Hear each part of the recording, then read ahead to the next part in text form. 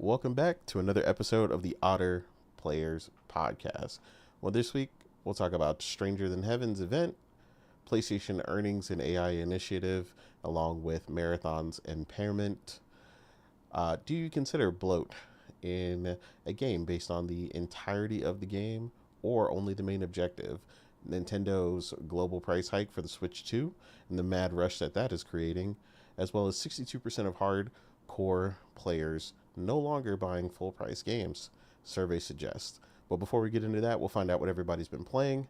As we know, it's been an onslaught of amazing titles releasing, and it is not stopping anytime soon. And we have all been playing them to an incredible degree as fast as we can, as I'm sure you guys have as well. Weeb, how are you, sir? And what have you been playing? I'm good. Thank you for asking, sir.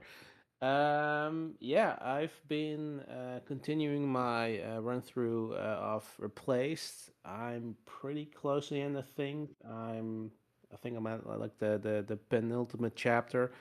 Yeah, it's been an absolute amazing ride. Yeah, still in love with the aesthetic, with the cyberpunk setting, the gorgeous, pixel art combined with sort of a 3D setting, the amazing soundtrack. Like stakes get escalate higher and higher. Like I mean I love like the twists and turns. Yeah, absolutely one of my favorite games of the year. Definitely gonna push through to finish it. Which will probably be tomorrow or anything like that. But yeah, amazing.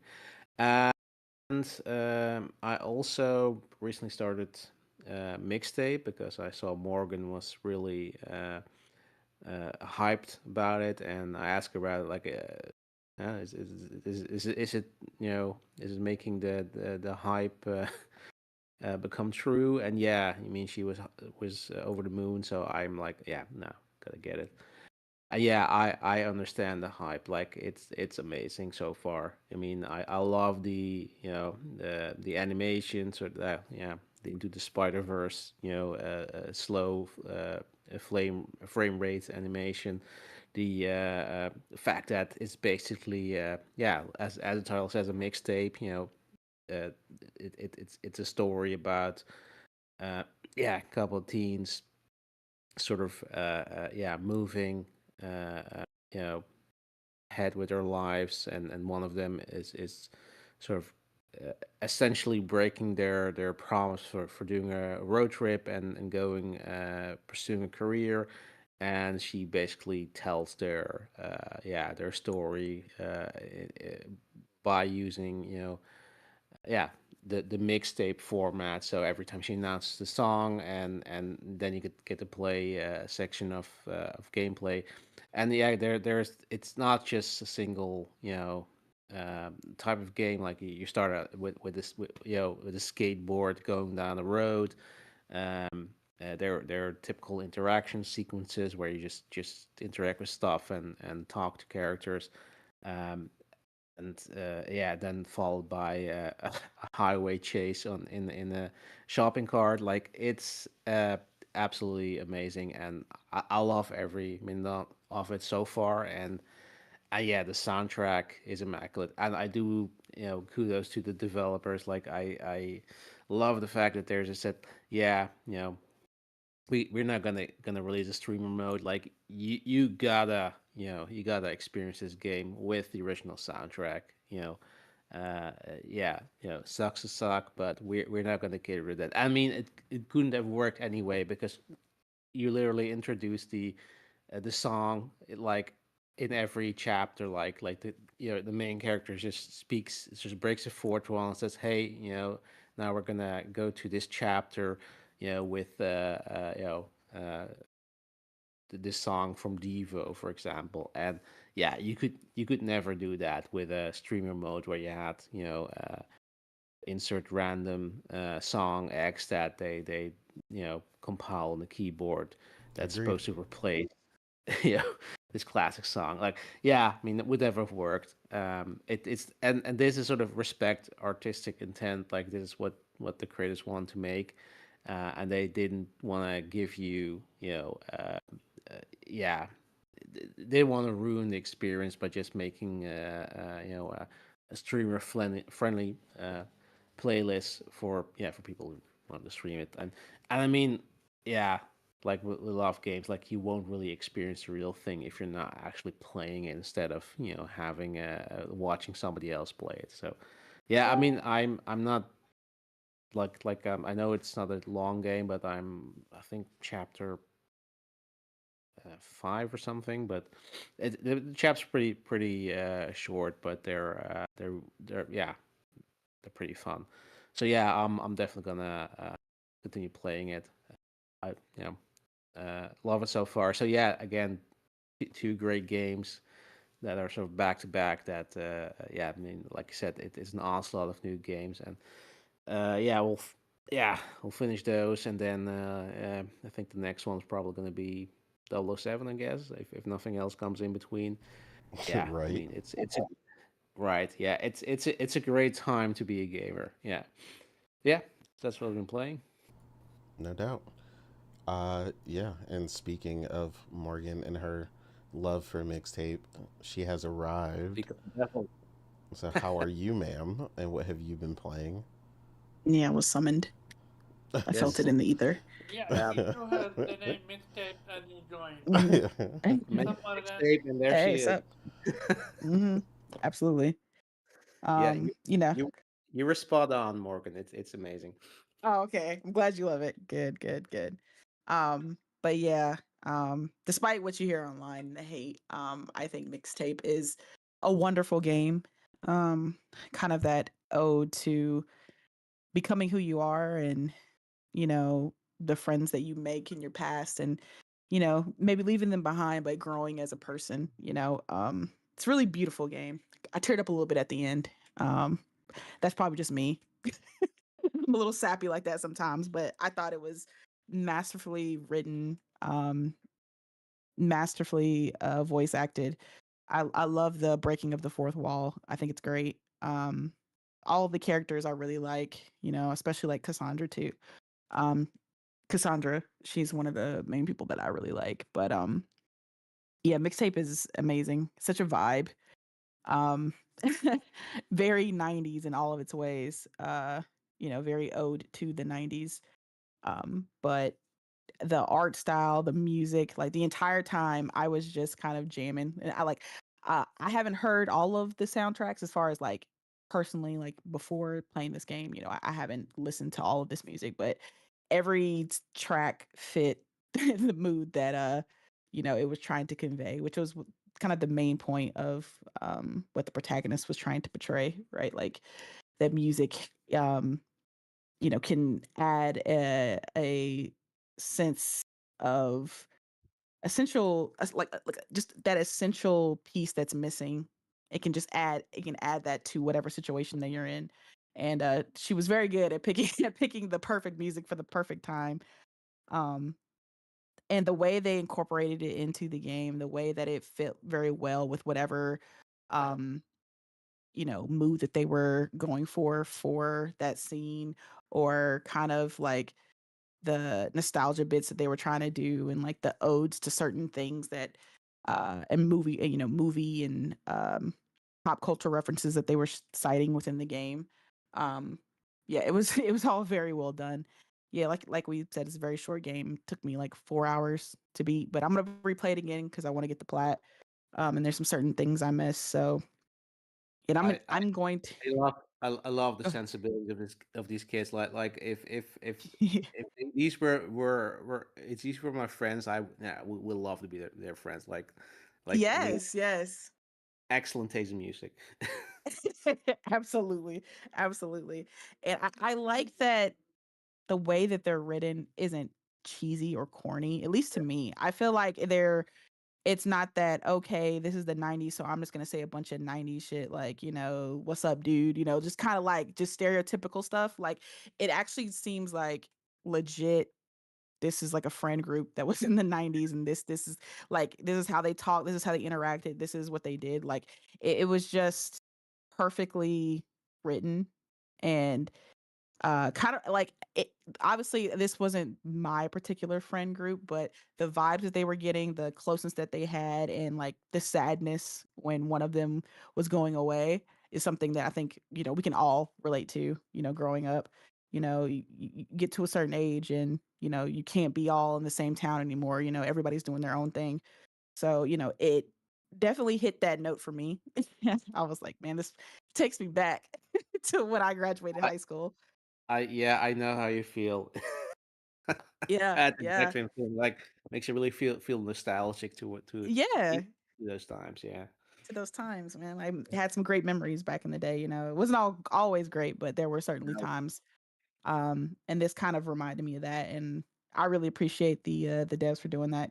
Definitely, like I said, it just woke something up in me that I had forgotten. Something that had been dormant I for a know while. exactly how you feel. I had the Yeah, exact same feeling when I turned that game on, man. I was just Yeah. like, damn, I missed that. I missed the carefreeness of just being hanging out with my friends, after school, just doing bullshit. Um, but yeah, great game. Like I like honestly like the thought of playing it again has me smiling because I loved every second of the game that I played. So I'm like, I get to play it again, listen to that great music again, listen to see that great cinematography that's in this game because the art styles and they lean on multiple different types of art styles in this game. And the way that like I said, it just fits the mood for every scene. Masterfully done. Like this game is just a work of art, at least to me. Um, but I had a great I had a great time with this game. If you can't catch the drift for that, yeah, I had a fucking fantastic time with this game. Um, yeah, I think they did the dual sense features pretty good too. Like as far as like Do you when hear you're that, walking. Omar? Now you got to buy it. Yeah. It wasn't anything too drastic. Like it wasn't crazy, but as far as just like when your character's walking around, like I could feel the difference between like walking on the carpet versus walking on like Mm. wooden floors and things like that.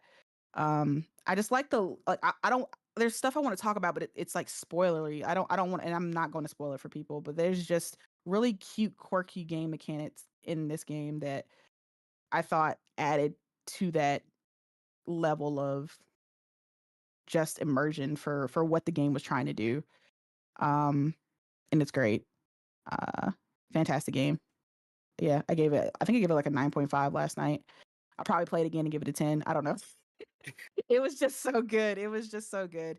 But yeah, if like again, I know it's not going to mesh with everyone, and I see the discourse online, people, arguing about whether it's an actual game or not, and blah blah blah. And like, listen, I don't care. Like for me, gaming is an interactive medium and there's no one size fits all when it comes to games. Games come in different, that's why we have 78 million genres, because there's different types of games and there's different ways to interact in this medium, and that's And what's great about gaming. Morgan, there are two types of gamers. There are people who Oh, like mixtape, and there are people who have no taste. There you go. it's more of an interactive movie than an actual game. Would you say that? I'm No, not knocking it. I'm it's an just saying. actual game, Omar. You have gameplay. Yeah, there's gameplay in Okay. this. um Okay. but it's just again, people, it's the same, it was, it's the same thing every time like a telltale game comes, or Life is Strange. Like people like to argue about what is a game and what is not a game. Listen, I don't give a shit. All I know is that I enjoyed this game called Mixtape very much. I look forward to playing it again and cleaning up the trophies, because the first time I wasn't That seems following. good. Yeah. The first time I wasn't following any guide or anything. I just kind of wanted to just be in the moment, you So know, listen to what they were trying to say and enjoy it for what it was. And now I get to go back and kind of clean it up. So I'm excited for it. I gotta I gotta ask. Okay. I just found out that it's 4 hours, around 4 hours. Is that something for good or less good for you, in your opinion? I don't personally, and this is for every game, not just Mixtape, I don't really care about the length of a game as long as I feel like I got one, my money's worth, and two, whatever story or whatever they were trying to say, I felt like it was a well thought out piece, and it, there was no need for it to be long, because some games are just, they overstay their welcome, and it's unnecessary for them to be 20 plus hours. Yeah, I Mixtape was agree great. It was totally. short, sweet, to the point, and I have no need for it to be any longer. Like, it was great. It wrapped up perfectly. um like I said, a little tear came down my eye at the end. Like, it put the beautiful bow on it at the end. So I thought it was a perfect length, personally. Gotcha. Pause. But yeah. So mixtape, if you have it, if you have the time, it's on Game Pass if you are a Game Pass subscriber. So you could just play it that way, or I think it's only like, what, $27 or something. It's Um No, $18. it's oh, 18. 18. Sorry, It's 18. I was 18. thinking of a different game. Sorry. Yeah, it's only $18. So for me personally, I would highly recommend, if you like those type of games, if you are like a fan of kind of the interactive games, whether it's like a Dispatch or a Telltale or something like that, you'll like this game. Again, I highly recommend Mixtape. It's a fun ride. Um, but yeah, so that was that. I also finally got the plat on Inkobini, thanks to Innate over here. He gave me the guide for that last trophy that was bothering me. Um, that one was a doozy, because it was like, again, you have to essentially be bad at your job in the game in order to get this trophy. Like, you had to not stock certain items on the shelf when that's literally your job. So I guess that's why I was not getting the plat, because you have to not stock certain things in order to get the customer to ask for it, which then opens up like a conversation, which then leads to the trophy. So It it was was really very weird, but specific. hey, very specific, like a certain set of actions you had to take in order to get this conversation to start. But I eventually got there anyway. But another really great indie game that I enjoyed, Inkobini, nice sim slash narrative convenience store game. It was a lot more narrative than I thought it was going to be. I kind of thought it was going to be mostly leaning on the sim side of you just being a store cashier, and working at this convenience store and stocking shelves and checking out customers. But it had its own story with a certain select customers, like 3 or 4, that would just keep coming every day. I kind of thought it was going to be like random people coming in and you checking them out, you stocking shelves and like that. But it's like a nice little tight story of like 5 days of you in this convenience store, which is not a problem. It was cool. I enjoyed the message that it uh that it was putting out there, that it was really good. It resonated with me. But yeah, Inkabini, another great game. And now I'm currently on Pragmata. I'm really, really enjoying Pragmata right now. Um I'm about 14 hours into it. I guess I'm technically like halfway through the game, or close to halfway through the game. Um I'm kind of at that point where I'm going back to the earlier levels I did, now that I've got certain um Upgrade. gameplay Yeah. mechanics. Yeah. Yeah. And I can go back and kind of clean up some of the stuff I missed. So that's what I've been doing. I think I'm 100% through like the first 2 areas, and then I got to go back to the third and clean that up. But I'm enjoying it. I really like the hacking. That was the main drawback that I had initially for the game, because I didn't understand how that was going to play out in in actual gameplay. I was like, hacking mid gameplay. Oh, I don't know about that. But again, this is why I'm a big proponent of companies, especially when it comes to like a new IP, to release demos. Demos. Um, yeah, I played the demo and I was like, oh, okay, I get what they're trying to do now. It makes sense. It actually flows very well. And I was like, okay, okay, this will be a day one for me. So yeah, the hacking gameplay is really fun. It's getting a lot harder now. We're getting like more. I'm at the point where it's like a lot of enemies and they're stronger, and I'm doing a lot of like the red room stuff, and the red room is like on crack essentially with the amount of enemies that come at you. And I'm using like the different types of the weapons. I really like the weapon selection in this game. Because in a lot of games where I'm playing like an action shooter type of game, I usually have like one reliable weapon that I kind of stick to for most of the game. But in this game, I'm like switching up like to all the different weapons. Like they all work really well for whatever purpose that they're suited for. I like using like the decoy. I love the decoy gun where I could just like put a fake me in the room, especially when there's a lot of enemies, and let them fight the decoy while I get my good weapons out, and I use the multi hack uh node to hack them all at the same time, and then I take out my like shotgun and like start blasting everybody, and like, you know, bits and pieces are flying everywhere while they're hitting the fake me, and I'm hitting them with like the plasma gun, or like I said, my shotgun or something. But yeah, it works really well.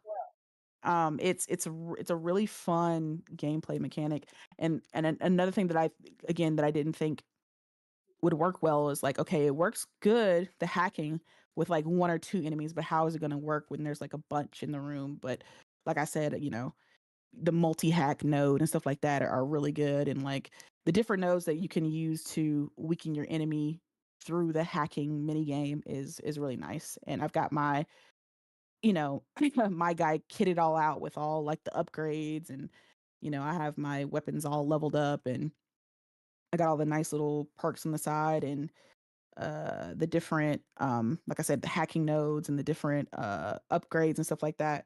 So I'm feeling really good and really confident about my character. I think I've died twice so far.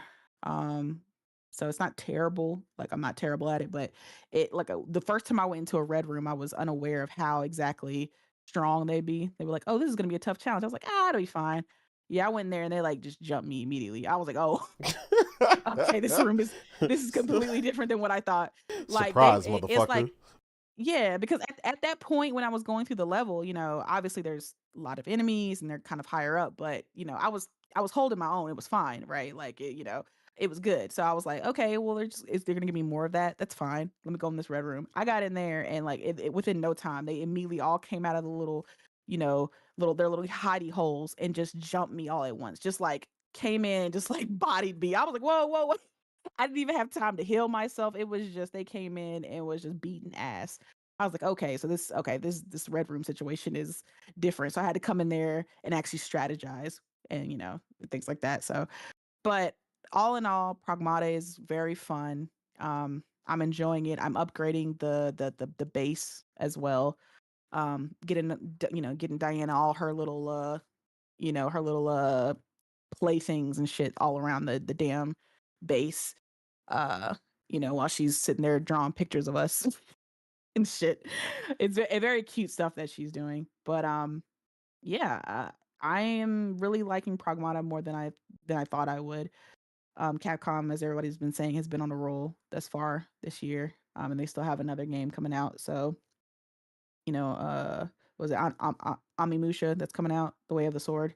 Yeah, So Onimusha. if they keep this, yeah, if they keep this streak up, they'll be in a pretty good situation, especially if that one scores as, you know, as well as Pragmata and Resident Evil. But yeah, fantastic game, Pragmata, and hopefully I'll be able to finish this because the next game for me will be Batman: Legacy of the Dark Knight. It looks so fucking good. Like, I'm so ready for that game. As someone who is a big Arkham fan and a big Lego fan and just Batman fan in general, um, you know, the Batman Legacy of the Dark Knight looks amazing, and then they released the launch trailer with the with the Seal song. Uh, the fucking shit. I've been singing it all day yesterday, and now it's just lost on me. Um, the Kiss of the Rose song. I Yes, was by just the way, laughing. yeah. Yeah, I was laughing so Yeah, I fucking missed hard. that. I didn't watch that. Yes, and it was so funny. I was like, "There's no way they put this song for the trailer," and then they got like the combat in time with the beat of the song. I was just like, "Yeah, they're so extra, but in such a great way." And I watched like the 40-minute deep dive for the game, and like the little things and references that they've added to not only like the Batman, obviously referencing like Batman movies and things, but just like the lore around Batman and like the actors that played certain characters in Batman is so on point. I'm like, oh, these are OG Batman fans. Like, they know it. They know all the references. Okay, that's cool. Um, but yeah, it looks so good. The only thing I'm worried about is the frame rate because the PC specs for this game are honestly terrible. Like, you need to have like a 50, 80, 50, 90, apparently just to run 4K 60, and that's with DLSS and frame gen on. So I'm like, why is this game so taxing? But I mean, watching the 40-minute gameplay though, I can kind of see why. The game looks so freaking good. The lighting, the textures, the like obviously this is the best looking Lego game, obviously out right now because it's the newest, but it like they really stepped it up in terms of the fidelity and detail in this game. Like it looks freaking amazing. But hopefully, I'm having a feeling it's gonna be locked 30 on console, but I'm hoping it's not. But yeah, this isn't a game that I'm playing, so I'm sorry. I kind of went on a tangent, but yeah, that's the games I've been playing. Cool. Sounds good to me. Again, a lot of great games. As you can see, the chat is also enjoying a lot of these games as well. Saw Josh mention that Inkobini is amazing. He's enjoying it. So yeah, Nice. a lot of the squad out here also playing these games. Saw C Fresh said that he's gonna get into mixtape after he finishes Sorrows, which is fair. I know a lot of them are Nice. playing Excellent. Sorrows, so Shout out to absolutely. Saros. Omar, what have you been playing, sir? Me, I finished and finished Quartet, which is basically um, kind of old school Final Fantasy game, JRPG. Great story, phenomenal music, love the characters. But final boss was underwhelming because they didn't build them up enough. He doesn't fit in the story as a final boss. Other than that, I highly recommend it. So far, I think it's only on PC. I'm not sure if it's going to console, so there's that. Currently started Octopath Traveler 1. I bought it for like 23 euro, super cheap. Um, Highly recommend it. Innate said it 2 is better than 1 in every other way, but I wanted to experience 1 to start 2 again and see where we go from there, because I actually dropped 2 at a certain point. But yeah, no, if you're a fan of JRPG, play Quartet and play, what do you call it, Octopath. Outside of that, my next game is probably gonna be an indie. Uh, either two Metroidvanias I'm waiting on for them to drop. But that's about it for me. Cool.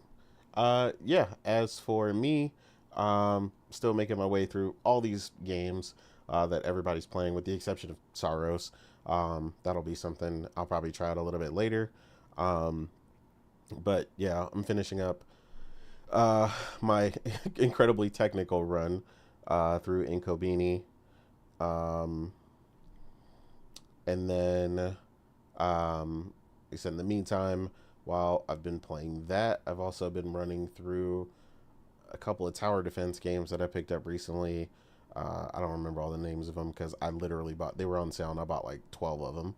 Um, and then what else have I been playing? I feel like we've been all over the place. I will probably do a run through of mixtape. I don't think I'm going for the platinum. Um, that's just probably too technical. I feel like I'll just play through it. But I did watch Morgan play through it entirely, so I know what to expect. But I just want to get the gameplay elements under impressions, so I have a full impression of the title.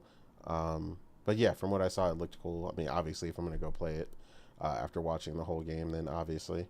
Um, and then also still playing through Pragmata and Replaced. I made a little bit more progress on Replaced as well, but it's just been busy, honestly. It's just, that's the trouble sometimes with the beginning of the year. For me, it's finally settling down a little bit, but not yet. We had 2 birthday parties, and then my niece is graduating. Sanctus is graduating soon. It's just it's like nonstop this time of the year. And then of course tomorrow is Mother's Day, and some other stuff has been going on. Like it's been nonstop to like really sit down and like just game. Hmm. I've Like been I literally just came back from our Mother's Day celebration. exactly like it's been nonstop, and you've been getting pulled left, right, and center for everything. Yeah. Your mom's birthday and everything. Like it's been I don't Hmm. know, man. The beginning of the years is wild. Um, but yeah, it's finally settling down. We're gonna get into that. I love when we get into that early June, because that is when Summer Games Fest and usually everybody has settled their beginning of the year stuff, and we start getting like, hype for the trailers. We start getting the release dates for the latter part of the year. We're gonna just get a lot of really good stuff, and by then everybody will have had enough time to kind of get through some of these titles, so we can really start cementing some of our favorites for the year. So that's really probably like the big thing right now. But I'm just enjoying like the time that I have gotten with these titles, just how incredible a lot of them are. Again, I know we brought it up before, but shout out to the soundtracks, man, on a lot of these games, man. Just I I cannot understate how incredible um, music is to pair with the cinematography and what's going on in a lot of these titles, whether you are in a cutscene, whether you are in gameplay. Morgan spoke about it when she talked about her time playing Replaced, just the way the atmosphere pulls you in, and just like in combination with everything. Games are the sum of their parts more than almost any other medium, and it shows when you get an incredible story, incredible graphics, incredible art direction, and an incredible soundtrack and sound design. It all comes together for something incredible, and I think we've been getting a lot of that lately. And like I said, I have started uh, with Pragmata as well. So again, it's just a whirlwind of titles. Um, like I bought stuff that I definitely know I'm not getting to anytime soon, and then whatever is not finished by this coming Friday, it's gonna have to hold up for a minute because I'm a huge Forza Horizon fan and car enthusiast. So yeah, I'll be jumping on that as I got the premium edition for that. So that's gonna be big for me. I gotta jump in with the VIP status and really just set the streets of Tokyo on fire and check out the convoys and all the good things that they've done with that. And I really hope that you know, Playground Games capitalizes on that opportunity they have being in Tokyo, in Japan. There's just so much car culture and stuff like that there for them to capitalize on. Like I said, a Tokyo Drift, DLC collaboration is like a no-brainer.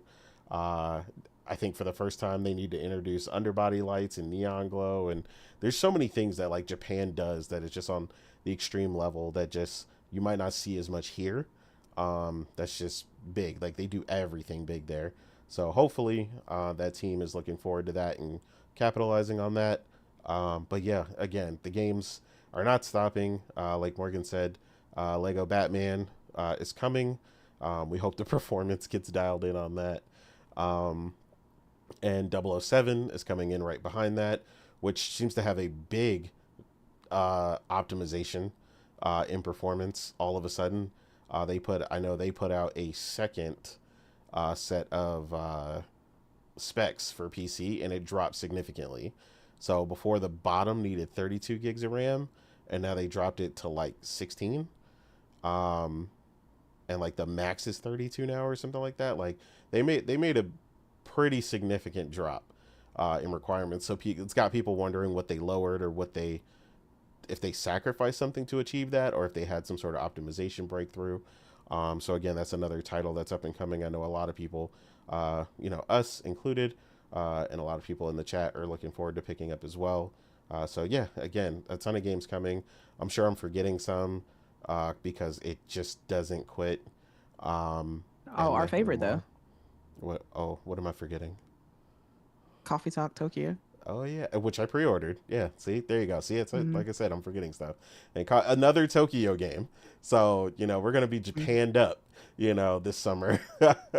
We're getting all the Japan and Tokyo titles and stuff like that. And then we keep getting previews, which I'm not mad at for our two upcoming space titles with Exodus and The Expanse as well. So we keep getting more information on those. Um, and of course, if you pre-ordered the certain editions, you've gotten to try uh, how those play a little bit, at least in the early versions. So yeah, it's a ton of stuff, man, just coming. And I've heard some more news about Mass Effect recently, which has got me excited. And I know Nintendo just did a bunch of stuff. So again, all things considered, we've just got a ton of stuff constantly incoming. Remaking Star Fox 64 for the fifth time. Yeah, yeah. I did see that. Um, Gaming is right now the healthiest when it comes to actual new IPs and gaming and games in general. At least it feels to me. yeah, Oh, no. forgot Directive 8020 is coming out in a few days. Oh my goodness. See, I'm forgetting. Like I'm telling you, Yeah, I we need like a pre-ordered that one glowing already. calendar in front of me. We often talk Which about game? this. So Directive 8020. Directive 8020? I mean, it's a game that Yes. me and Morgan are looking forward to. I don't know about everybody else. So she's just saying like a game that we were looking forward to. Oh Um, yeah, remember from The Until Supermassive, Dawn creators. Yeah. mhm. the dark Gatekeeping, pictures I or see. whatever. Yeah, yeah. Yeah. So yeah, again, Gatekeeping game, I see. ma'am, sir, What? sir, it was literally on like an event we watched together. You just don't remember. Yeah. They've shown it We several remembered. times. They've shown this game several times already. How dare you? I still can't get Google to work. I don't know what to How tell are you you on about Discord, that. but you can't get Google to work? What? Yeah, How I does don't that know make what to sense? that is a personal problem. So I'm saying, sir, how the hell are you on Twitter and Discord, but you can't get Google to work? Yeah, that's a skill issue for sure. What? No, that's a skill issue. That's literally Your internet is picky and my new choosy internet. about. No, listen. That's literally my new internet. Sadly, for the first few, when you were introducing yourself, you stopped talking on my laptop. I couldn't hear you whatsoever, not even stuttering. My internet is trash, trasher than trash, but I'm stuck here. Man. So, oh yeah, yeah, I now remember that game. Now you That remember it. game is coming out soon. Damn. Yes. Yeah. That's what we keep I'm saying. Like excited for it as well. I'm a huge Until Dawn fan. they're So all yeah. just coming out of nowhere. Um, So we are back to finding a way to clone ourselves. That's literally it. I I mean maybe you. I don't know what Uh, we talking about, but yeah, like I said, just a ton of really good stuff coming out. And with that, we're gonna jump right into our first topic, which because Morgan is here to start, I was gonna save this for later, but since she's here, we can talk about the Stranger Than Heaven event that went on recently, where they showed Fire. extensive gameplay. Fire. Exactly. It was absolutely amazing. I loved every minute of it. I had to go back and I watched it looks like amazing. I watched it like 3 times because I Yeah. like each time I saw something different. Like I was just Well, like, they I have showed to so watch this much. again. Yeah, Yeah. there was so much information with that. It was a really good deep dive. It was. I'm gonna give I'm gonna give semi credit to Xbox, I guess. Yeah, I mean, shout out to I guess one of the girls that used to work for IGN. Apparently, is the one that curated it and set it up. Cause she I guess she works for Xbox now, so she's the one Oh. that I guess curated and set the event up. Cause she asked on social media and I happened to see it, and she was like, "What did you guys think of the event?" And I'm like, I highlighted her name and it says like previous IGN and it says Xbox events and shows, and I was like, "Oh, Oh, okay, okay. yeah." So Well, she's shout- doing a good job. yeah, that's what I Mhm. told her. I commented. I was like, hey, great job. Like that was if that's It's what I very, got to very look well forward put to. together, highly polished presentation. So that Agreed. was Yeah, good. the pacing was great. They didn't waste no time. They didn't talk Mhm. about nothing that wasn't pertaining to the game. Like we just got an in-depth look at everything. Who's gonna be in Yeah, it, and there's more. They said there's more to come. More information that they're going to be giving us throughout the year. which is incredible because I mean they showed so much. Yeah. I said graphically, the game obviously still looked phenomenal, which we knew. The mechanics and stuff they revealed. looked incredible. Being able to Combat looking crazy. yeah, the combat drove me crazy. Like the way It's you like can the evolution individually of the combat at use RGG though. Let's go. exactly. Just let me pre-order it already. Come on. Yeah, I know, I know, I right? know. Yeah, it's it was just unbelievable. Like if you haven't seen it, go watch it for yourself in 4K. You know they have it. Put it in the background. Yeah, it looked insane. I'll pull it up while I'll let uh Morgan and Weeb gush about it. Y'all can fight over. I don't know who's gonna go Oh, we first. no Both no of you we guys are we can go ready. first. No no no. Weeb is the dedicated RGG, super fan. So it's only right that he gets to talk first. Okay. Weeb, go ahead, jump in. I know you've seen it. I know you've probably seen it multiple times as well. So tell us all Yeah. about it and what you thought, sir. Thank you, sir. Multiple Thank you, times ma'am. only? I've even seen reactions to it. That's how Yeah, that's how you know good you're dedicated when you watch the reaction videos. yeah, I mean it was absolutely look the thing. Yeah, I mean I'm a fan, so I was sold as soon as they announced it. But yeah, seeing this deep dive is amazing. And look, you know, it's I mean it's a great get for Xbox that they got in Game Pass. Like I don't know what they're thinking because like I mean I know what they're thinking because nobody's buying games on Xbox, but still, I hope they got a big bag of money because this game is gonna hit hard. Like I mean it looks so good and this sort of the fresh um yes fresh injection that the franchise needs. Like they're sort of like now they're just trying to yeah Kiwami everything. The last one three that's kind of the thing. It's like with three it was like yeah I know I like the new content but like I've already played this game and I've played and it's perfectly playable in a perfectly passable version. Like it's not like a PS2 game that we have to go back that far. Like Kuon 1 and 2 made perfect sense. 3 is just a problem that is just too recent and it feels superfluous. And this is like great that they're just saying, oh yeah, we're just gonna go back. Like it's sort of a prequel because they're it's basically the origin of Tojo clan. Hmm. It's the major Yakuza clan in that basically all the main characters were part of, like Kiryu Kazuma's part of it. And but they're also sort of sort of pulling it apart, saying, yeah, there's also an opportunity for us for doing something different. Yeah, so you have a sort of period piece, which is not the first time I did, but the previous entries were, the samurai era, right?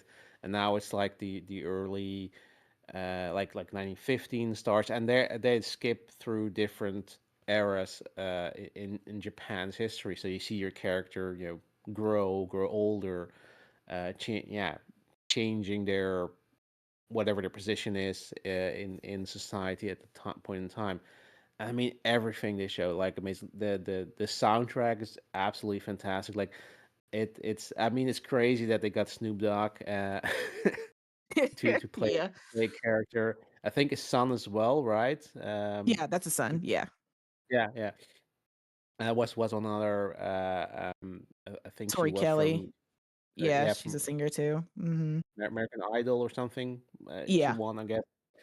And I mean, a couple of Japanese singers plus Ado. I mean, Ado is an amazing Japanese singer. She also did the intro song for Lost Judgment.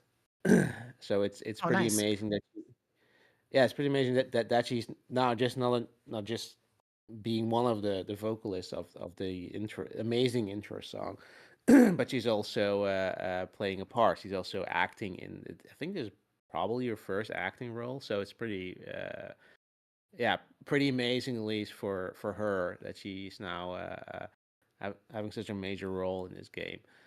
And yeah, music seems to be the sort of the theme, one of the themes of the game. Like you can even use that as part of your skill set, where you can discover songs or sounds or rhythms in certain in everyday things. I think pretty similar to what you had in Yakuza, original Yakuza 3. I think they removed, I think, Kiwami. where you had these moments where this character called Mac showed up and said, "Hey," showed you ridiculous scenes, and you could take a picture, and then you can get inspiration and learn a new move. That's kind of where you can learn new, I guess, learn new moves based on I don't know, a train, passing by, or even mid combat. Plus, you also have the entire managing part of being able to manage your own.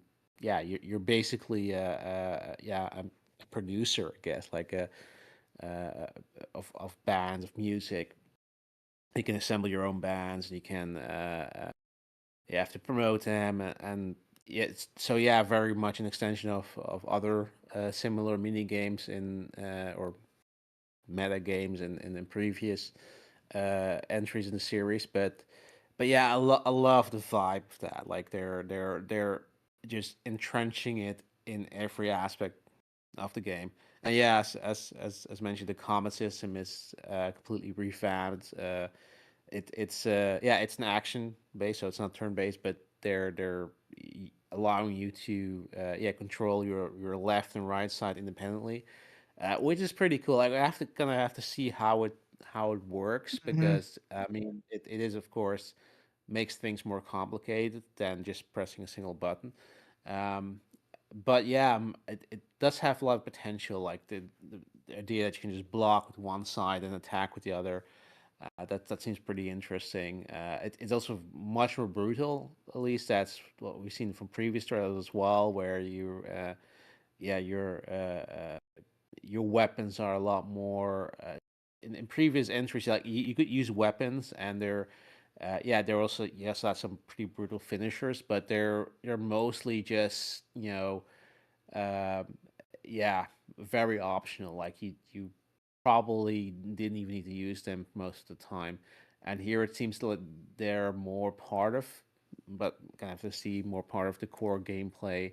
And yeah, they're sort of upping the ante in terms of violence, which I love, because that's how it's supposed to be. I mean, it was a very rough time, and it's also very interesting how their another theme seems to be sort of this theme of belonging, being an outsider, or the main character is like half Japanese, half American, Hmm. who Oh, Gaijin. escaped Gaijin. Yeah, yeah. Which also I do, and also kudos to them, because the one of actually the voice actors also half Japanese, and I think Yeah, I half saw that. Spanish. I was like, oh, that's really cool. Yeah, exactly. And that's also kind of interesting in that they're parts of like they showed part of the dialogues where they're just speaking English, and seem they're just the actors speaking English, not like it is the Thank you. dub. That's literally what I told Nate. I was like, okay, they're finally Yeah, just getting like the Japanese actors to just speak English, which is what they should have yeah, been doing. exactly. That's Which I exactly what also I said.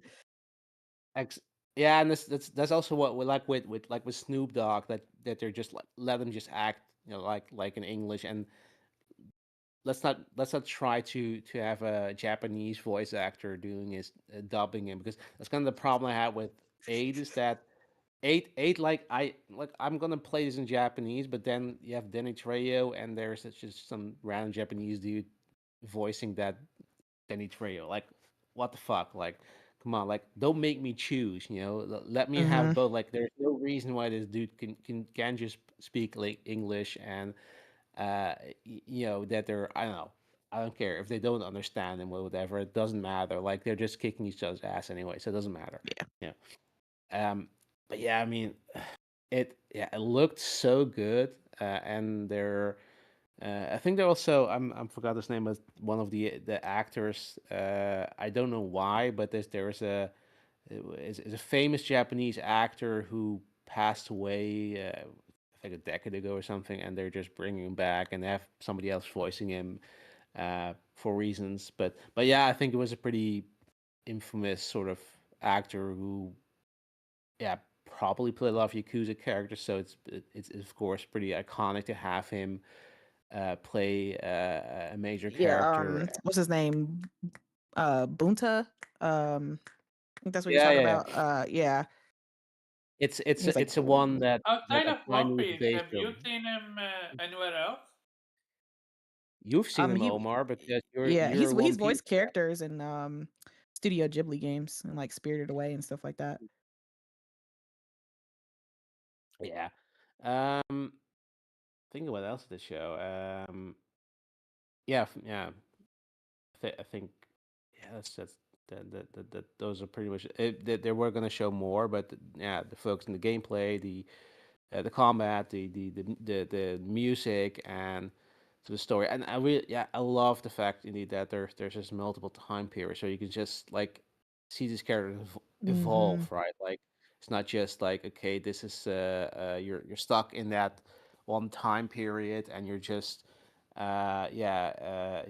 your character's kind of static in a sense. Like you're and here like you can it's sort of believable if a character turns into a completely different character, later on because like yeah, it's been like a decade or two or three or four, I kind of also wonder how they're gonna incorporate the history, because yeah, I mean, it's just like yeah, World War II happened, Yes, so I'm I kind was of thinking the exact same thing because I think the third or fourth time jump is like right after World War II. exactly yeah yeah. So I was like, I wonder how it's gonna, obviously affect Japan's economy and in the way, the character has to navigate through the world. Like that's literally what I was thinking too. Like, how is World War II going to be incorporated for this game? I, But I, I, I expect that's probably where we see the rise of the Tojo clan because that's infamously where the Yakuza uh, became as mhm, powerful as they sort of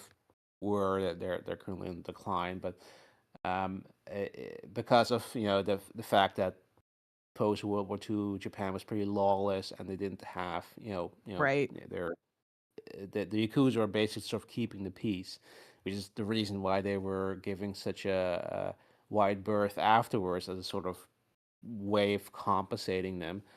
Um, which is why they had the crazy situation where just the crime syndicates can just have an office building with their name on it and just say, hey, here we yeah, are. you know, our corporation over here, yeah, yeah. It's like I don't know, like if the mob in America was just fucking like League of Doom, just Don sitting over there. Corleone Incorporated.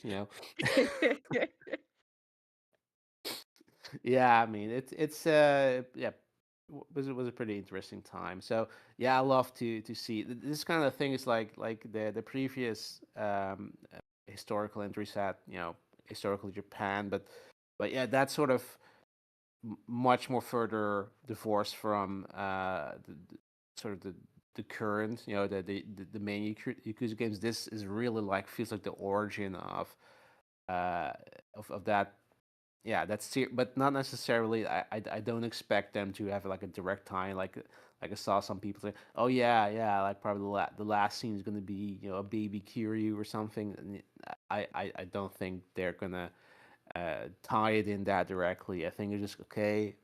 Sure, it's the same universe. It's the Toja clan. And we have the same stupid names for real life locations, the Kamurocho instead of the Kabuki district.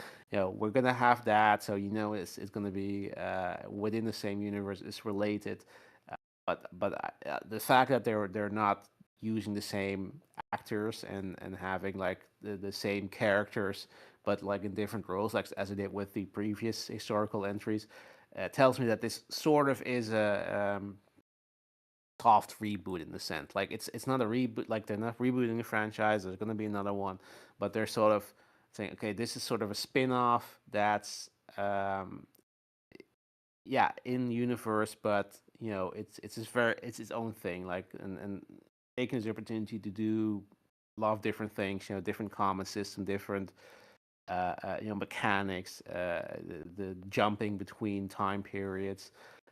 Um, yeah, completely different characters. I mean, yeah, it looks so good. Like again, like I was in love with it as soon as it was announced, but the way that they've showed so much of it and just I mean, I think they generally have like a potential hit here. Like this is a perfect entry point, of course, if you never played one, because you don't need any of the knowledge of previous ones. but also like how it's so unique because nobody's gonna now think, oh, it's the Japanese GTA, which of course Yakuza isn't, but it's his own thing. Like it's so unique. Like, and yes, no, there have been other, yeah. I mean, you have the Mafia series, so they also take place like talk about organized crime in historical settings, but yeah, and the way that they're doing it like this, like how they're it's sort of epic, decade sprawling story of with different characters with friendship, I suppose, betrayal probably as well. Uh, trying to make a place for them. But that sort of is the underlying theme. That's that sort of, yeah, strange on heaven. They want to make their own heaven in sort of the promised land in their homeland because they didn't have any home, and then of course they're also treated as sort of foreigners, pariah in their own home, and they're sort of forced to, good or bad, find a way to, find a place for themselves. And yeah, I mean, I just loved it. Like I've like I said, I've watched it a couple of times. Like it's just I loved every second of it. I Yeah, I just can't wait. And yeah, winter this winter, which yeah, as you said, Morgan, probably means January, February, because no way they're gonna launch it directly in the wake of I GTA hope not. 6. I hope they don't. I know that, but I mean that's also, kind of expected because they did initially said 2027 release date, or release window. So yeah, it makes sense that it's going to be Hmm. a Q1 next Yeah, year. please keep Which that away from yeah, GTA because this game has just so much yeah, yeah, potential to be a big seller. Like, absolutely. I mean, it's unfortunate that we have to wait longer, but I mean, yeah, yeah, yeah, let them cook, let them cook, because what I've absolutely. seen so far is amazing. And yeah, I mean, yeah. Uh, Over to you, Morgan. Let us know Thank what you, you good sir. thought. Yeah, I definitely echo everything we've said. Like, watching it, the breakdown of everything, I like at first I didn't know, and I don't remember if they discussed. Obviously we knew about the game and we knew it was coming and things like that, and we've seen like minute details about it, but I did not know it was going to be like a prequel setup for Yakuza. I thought, okay, maybe they're doing something different, maybe they're doing something new. And even after, the gameplay presentation, even though we know, right, that it is a prequel setup for the Yakuza universe, it looks like something that could just be its own thing. It's just so different from what we've seen from RDG when it comes to these type of games. Like the the I just love the fact that want like we've said, we're going to different, time periods and things like that, but also just different locations, right? I like that they're trying to do something different now. Like we're going to Hiroshima, we're going to Nagasaki, we're going all over Japan, right? With our endeavors and our businesses, right? As we watch these two characters grow. And I personally cannot wait for that. And the fact that it looks a lot more, what's the word I'm looking for? As far as the landscape goes, it looks seems to be a lot more depth because they were talking about, you can go like in the sewers and then there's areas above it. And I'm like, okay, so we're getting like, not just surface level things, which is what as far as just like where you can traverse in Yakuza games, usually just like the street and maybe like other areas, but it's like, it's not something that you can necessarily walk into. It's kind of you can load into. But this just kind of just looks so seamless and looks just like there's going to be a lot of just areas that we can discover in this game, and I just that excites me. And then of course the combat being something like completely different. The fact that you can control the left side versus the right side, and you have to the way you can apparently do because of the versatility of being able to control different sides of your body. You can do different combos. There where he was talking about, being able to like run up and stop someone that's kind of running up to you, or being able to block with the right trigger and then punch with the left, like, you like combining the different move sets to your benefit, because the enemy will be able to overtake you, so you have to use the combat to your advantage, and the fact that you can like tackle. Like I like that move where he tackled somebody and rolled down the stairs and then got on top of him and started beating him. I was just like, okay, that looks badass. And the fact that we're gonna have like set weapons that we can then upgrade throughout the game. Like he was talking about like this big ass mallet that you could have and you could level it up throughout the game, make it stronger based on like the materials and stuff that you can get. And I was just like, oh yeah, I'm gonna be badass walking around with like this big ass bronze mallet or some shit. Um, it looks so good. I was like so excited. Then when I saw all the blood, I was like, yes, finally, let's get violence. Like the knife fights and everything like that. I was just like, yes, this is what we need right here. This is an amazing upgrade. And obviously the fidelity of it and the graphics of it look amazing. You know, that's to be expected. RGG is a very good studio when it comes to that.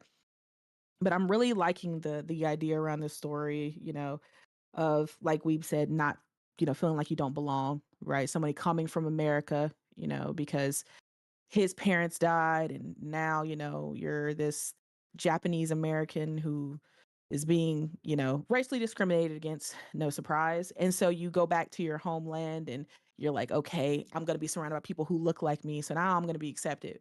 But now, you know, people can see the differences, right? Because I think he has like blue eyes or something like that, if I'm not mistaken. Like his eyes look a little different.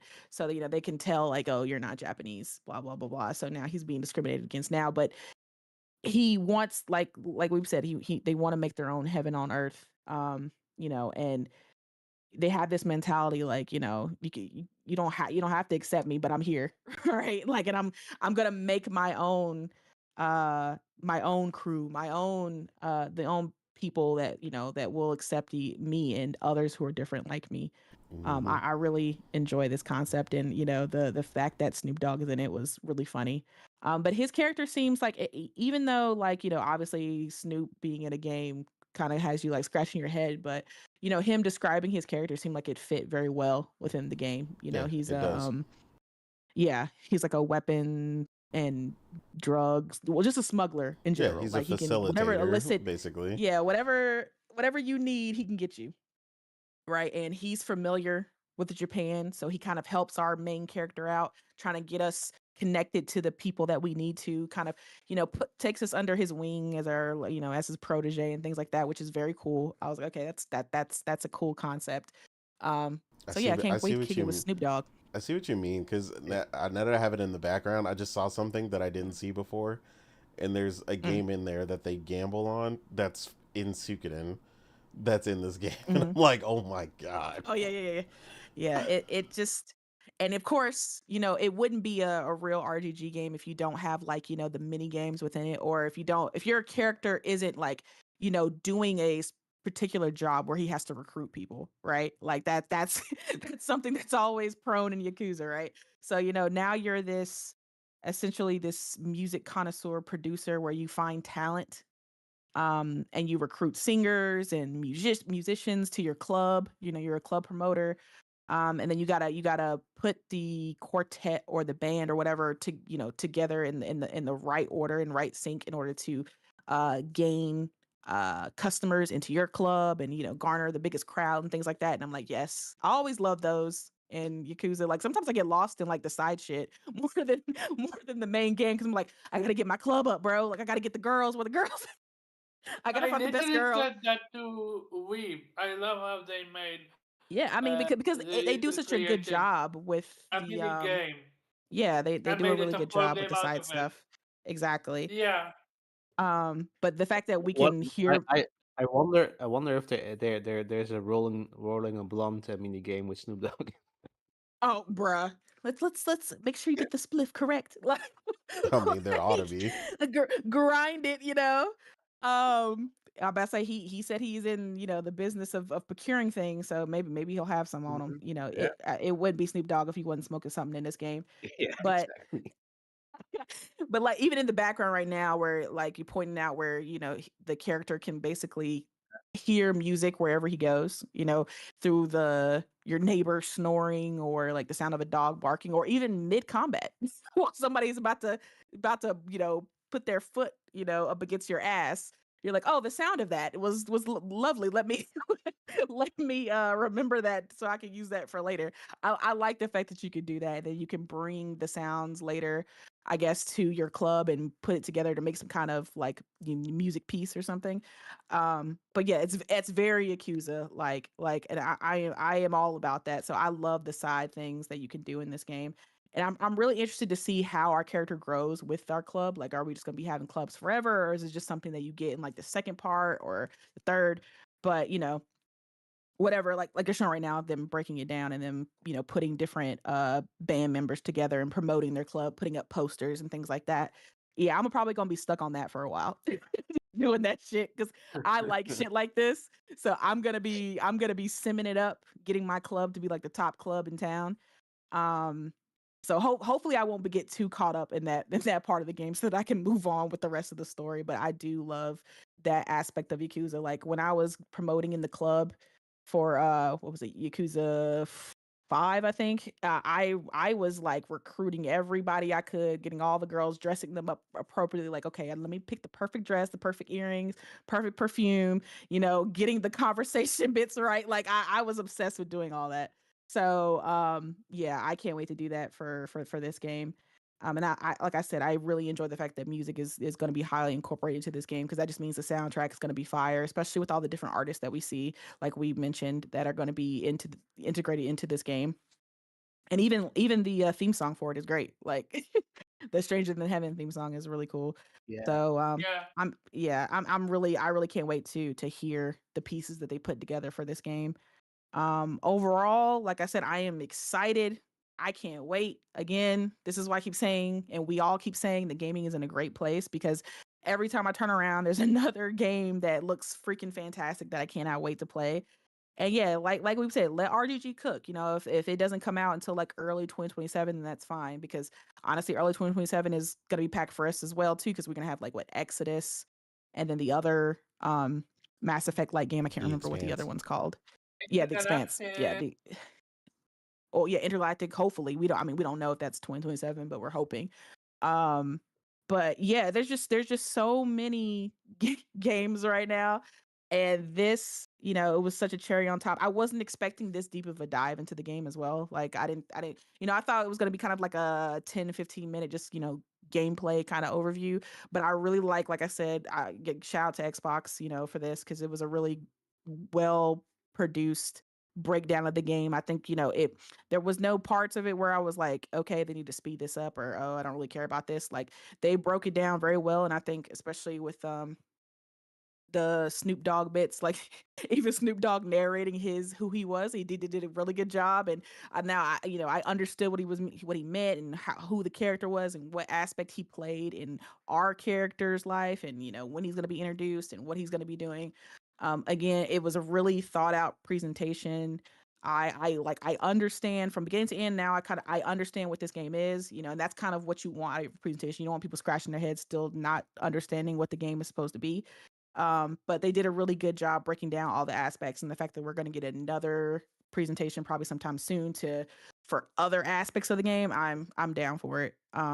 Cannot wait. This is definitely going to be a day one for me. Shout out to RGG. This looks amazing. Yeah, if you haven't watched the presentation, absolutely do take time. I think it's like 30-35 minutes. Well worth it, especially if you're an RGG fan, you're a Yakuza fan. This presentation was, like I said, very well done. And it'll definitely set you up, get you hype for when this game does finally drop. But yeah. No, I agree. I love also the ambition they have here. Like it feels such an Hmm. ambitious game. Like it's Yeah, such a grand scale. Like I mean, that's something you love to see when developers are like, absolutely. yeah, we're gonna Hmm. do something amazing, and we're just gonna we're not we're not gonna be timid, not gonna be afraid to do something Hmm. different or something And yeah, expansive. exactly. And that's kind of what we've been seeing with RGG lately. They try, they've been doing obviously Yakuza for a long time, and then of course they try to, they switched it up with Yakuza 7, introducing turn based into it, and did a Mhm. great job at that. Everybody loved it. They were like, "Yo, this this is it." And so to see them continuously try new things, build upon what they've learned, listen to community feedback, and again pump out games, because that's one thing that you can't say RGG doesn't do. They continuously put out games. Yeah. Like they are like, I think, a lot of people love to like point out different studios that are really well at, like Insomniac or Obsidian at really well at putting out a lot of games, or Capcom, but it's like nobody points at RGG. Like they're all they're literally always dropping a game. Like sometimes people scratch your head like, damn, did they just release something? Like they got another one coming out? Like what? You be so confused because of how quick they are at the turnaround. And again, and that's what you want. You don't want, and not just how quick they are, but the quality bar that they keep with their games too. That's not an easy feat. And this one looks like it's going to, like like you just said, elevate what they're doing, and it looks like this is going to be a banger. To be honest, and honestly, this makes me sad about the situation with Gang of Dragon, because I'm like, dude, that would have been another Yeah. great Oh game, and I'm just man, Yeah, that I, remind me. I know. I'm just especially with like, the time, yes. I'm just like, yo, especially with the time between of them, it would yeah, yeah. have been amazing to It would have drop been one and another then the amazing another come game. out. And I'm like, yo, I'm like, yo, PlayStation, why the man's been asking for help? Like, it's right there. That would be a great IP to add to your catalog to be able to publish this. I mean, of course, I don't know what's going behind the scenes, They or lost if he Yoshida. even, They lost Yoshida. Yoshida losing Yoshida is their biggest problem now. I don't think there is anyone that can compete with Yoshida and pick. Like if we had Yoshida, I truly believe he would have went there and talked to them. Yeah, like I said, I don't know what's going on behind the scenes with Gang of Dragon. All I can hope is that somebody helps them. Like I would prefer it to be PlayStation, because I know that they're gonna put the time and the quality and give them the assistance that they need to get the game out. But whoever Yeah. can, please, please, please help my boy out. Like this, like Nagoshi needs it. Like he's been begging for it, so he wants to put the game out. He just needs the funding. So if anybody wants to do it, please do it. That's kind of what I got after I finished the trailer. I was just thinking about that, like, damn, we could have this and Gang of Dragon. like, Exactly. I want both. Okay, like Another I'm game a that gamer. could I use want I want it all. that stellar blade treatment. Yeah, Go ahead and make like it I'm happen. saying, look how well look how well the studio is doing afterwards. Okay, and they're free to continue to make games, and they're third party. No one's saying you have to be under the PlayStation umbrella. Okay, just take the bag, take the assistance, and then once your studio's good, they grow, they get the money they need, and they can just go out and do their own thing. Okay, like but I'm not gonna be sad, because I'm gonna end it on a high note that Stranger Than Heaven looks freaking phenomenal. Looks like it's gonna be great. Like we're seeing the combat now. Like I told you, that big ass mallet is gonna be mine. Yeah, I'm gonna be it's walking around another swinging 100 with that plus thing. hour game for sure. Yes, yes, and I'm gonna enjoy every single second of it. Um, yeah, I can't wait, and You know what they use I'm gonna that be bigger. dapper as hell in the timepiece clothes. I'm gonna be getting my pea coats and all that on. So In the living room looking like Do a you know what detective. that big ass mallet remind me of? what, Omar? The big ass mallet remind me of the one they use when they are pounding mochi. Yeah, yeah, true. And cool. You didn't understand anything I said, eh? You I said mean, what? You didn't understand what I said. No, you're saying when they're pounding mochi, when they're pounding the rice to make mochi. Yeah, Yeah, precisely with that one. I feel like that's what you're gonna take it from. probably. all right. Did you have anything to add, Omar? I don't think you watched it still, so uh, No, he said he watched No, it. I did. did you have anything to add? I I mean, went back they and they watched kind of it. said most of it, so Yeah, so I did skip the story because I wanted to be surprised when it comes to the story aspect. I Oh, did sorry. get to no, it's okay. Cause we did see them go into different era of the game, so that was literally from the very first trailer. So I'm not spoiled by that. I was surprised by that Japanese actor that they remember him after the one that died. Cause I'm a huge fan of One Piece, and he is one of the main characters in One Piece. He's localized. Other than that, I just love. Like, I'm always looking for the next big thing. Welcome to gameplay. And they got it with RGG. I've always complained about the Yakuza gameplay. It's boring. At some point, it becomes boring. So I'm very Oh wow. happy to see that. How dare you? I'm very happy to. What out dare me? Yakuza 0 is one of the best when it comes to the gameplay. One of the best. But 1, 2, 3, throw them in the trash. Fuck Welcome to the you, fuck gameplay. you, fuck you. Oh my Welcome god. to the Get him, game. No, no, get But him, I Weeb. understand. come on, But it ain't yeah, kicking off the going podcast. back to This black dude going won't. back to it, This man, I'm telling you, this going back man to it, can never stay exactly on track. Go going ahead, back to it. I know. No, I'm only talking about Yakuza because I just found sir. out that Continue on is Stranger Than what. Heaven so we can stay on track. Jesus. Yeah, I'm talking about Stranger in Heaven. It's literally connected to Yakuza. So And we ain't talking that's about what I'm Yakuza talking. right now. Stop referencing old shit and move on. Okay. Going back to it, I do love that you can pick up sound from anything. Um, I'm curious how that's gonna be implemented. If it's just gonna be to making music, or if you can make use of it in gameplay setting.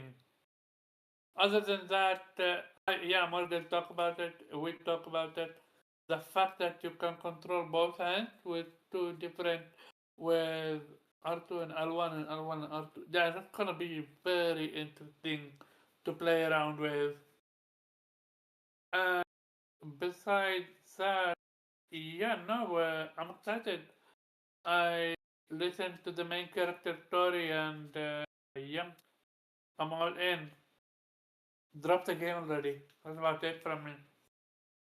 Oh Cool. yeah, and the music, phenomenal music. And shout out to RGG, shout out to Xbox for getting this scope.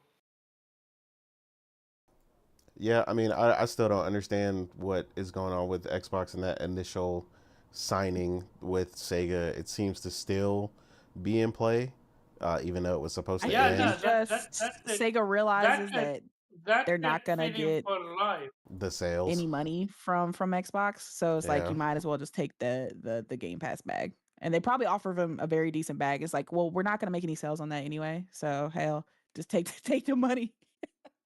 Also, it does feel Like, like Xbox has changed, yeah?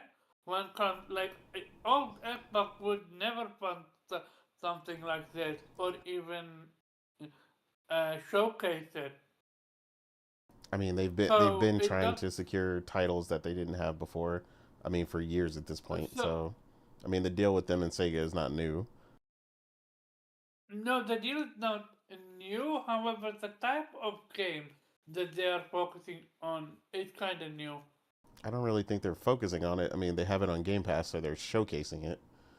I mean, they've been trying to be buddy buddy with Sega for a couple years now, and There is especially the showcasing Yakuza and series, yeah, there because is it started with showcasing and they had the Game like a Pass original dragon. deal with all the and with like all of yeah, putting all the Yakuza's in Game Pass, and then Yep, the Like a Dragon deal, and there is they show did the showcase original showcase breakdown for Like a Dragon, yeah, they I did. believe. but Yeah. with this one it felt more than a showcase. It felt like they literally rolled the red Yeah, it seems carpet like they're for kind them. of doing what PlayStation's doing with the like individualized data plays for like third party games, like PlayStation does with like PlayStation did with Little Devil Inside and Hogwarts Legacy and things like that, where they do like the third party state of Hmm. plays. It seems like that's kind of they're kind of doing that.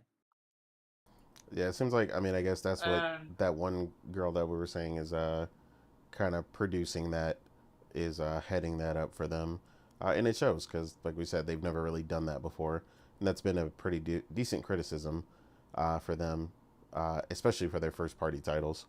So hopefully, the we'll see. fact that they also listened to her, that's a big thing. I mean, it's her job, so I mean, she did a great job. better than any of their other stuff that I've seen from them. So, like Morgan was saying, I never had to complain about pacing or anything even once. I didn't even think about that. So, yeah, Yeah, I was just something like, Yeah, "Ooh, good to it what's hear. was next?" a I was like, "What phenomenal. section?" I was like, "Ooh, what we gonna talk about next?" Like they were Exactly. just breaking everything down, like from characters And to they broke it locations to down in music. section precisely. It Yeah, it was was great. such an easy bite to like. You can focus on it in small bites. You can Yeah, also focus on the section that you want, which I skipped the story. Somebody could skip the gameplay, for example, to love to be surprised. So yeah, they did phenomenal job with this one. But yeah, moving on to the next topic here. Um, this will probably be a quick one, so I'll probably do this one first. But the Nintendo announced a global price hike for the Switch 2 of a number of territories. I know here in the United States, it's going from 449 to 499. Canada 629.99 to 679.99. Europe 469.99 to 499.99. That's an interesting one. Uh, and then it looks like it's going to at least take place in Japan May 25th. Um, so apparently, coinciding with this is a mad dash or a rush uh, to get these Switch 2s before the price goes up. Um, I guess uh, Genki got a photo from someone that took one that was waiting in line, um, and you can see on the website it shows like a bunch of them are all sold out on the website, and mm, then the line is like through the entire section of like this huge. If you guys have ever seen some of the really big Japanese electronic stores, this line is crazy. Um, yeah. So so one thing a price yeah, gouge gonna do is get people to rush in to buy it. I mean, unless you're Xbox, then nobody cares. yeah, But nobody, like yeah, nobody cared. when PlayStation announced that price, I didn't mean to be mean. When I mean, PlayStation it was announced it that was price No, hike, true. you're just speaking facts, man. You're speaking facts. when PlayStation announced their price hike, I remember so many people rushing out to get that Pro. Like seeing so many tweets of people. Okay, I pulled the trigger, bro. I did it. I did it. I did it. And then like a lot of places were just sold out. Like I remember going Best Buy and looking, and they were like, yeah, we're out of the Pro. Um, but yeah, people hurried up and pulled that trigger, and now yeah, I'm sure with Japan especially being the home of Nintendo that it's gonna be insane. Like the amount of people trying to secure it before the price goes up because now apparently what it's gonna cost even more than the PS5 now. Um, because the PS5 has that what was it that lower what was Yeah, it chip the lower version. terabyte, yeah, the lower version for the PS5, like it has a smaller space or whatever, so that it's cheaper in Japan than it is the PS5 is cheaper in Japan than it is in other regions, because they have that specific PS5 that they sell there, and now the Switch 2 is going to be more than that. So I can only imagine if especially if I was a Nintendo fan, uh, how crazy it would be for me to see a PS5 that was cheaper than the fucking Switch. I'd rush to get it too. I'd be like, oh hell nah, absolutely not. So I feel for all the people in Japan trying to get it right now, and I hope everybody who wants one can secure one before the price hike. I'm hoping Nintendo keeps healthy stock before the price hike and doesn't hold it back until the price hike. Yeah, You gonna no, get one, Morgan? agreed. Oh no, I'm good. Me personally, I'm good. Like maybe if they release, like I said, like maybe like the next Animal Crossing, maybe I'll fold because I was a big Animal Crossing fan. Um, but yeah, it's gonna take some good IP for me personally to fold over to the Switch too because I don't know, I just kind of feel like it's been kind of slow as far as Nintendo IP releasing, at least for me. Like it just doesn't really feel like there's been many exclusive games that they've had. um that what was that Pokemon, the Pokia, I can't remember Oh, how you pronounce Pocopia. that damn. Yeah, Pokopia. I see that blowing up. People, I mean, it looks kind of like a game I would like, kind of like the sim making your own shit kind of thing. And then the what was it, the Tonami game that everybody's Oh, playing? uh, Tomodachi Life or whatever. Yeah, Tomodachi Life. I see everybody tweeting about that, but I Yeah. don't know. I'm just not in the mood to play those games right now. I don't know. Yeah, I mean, Yeah.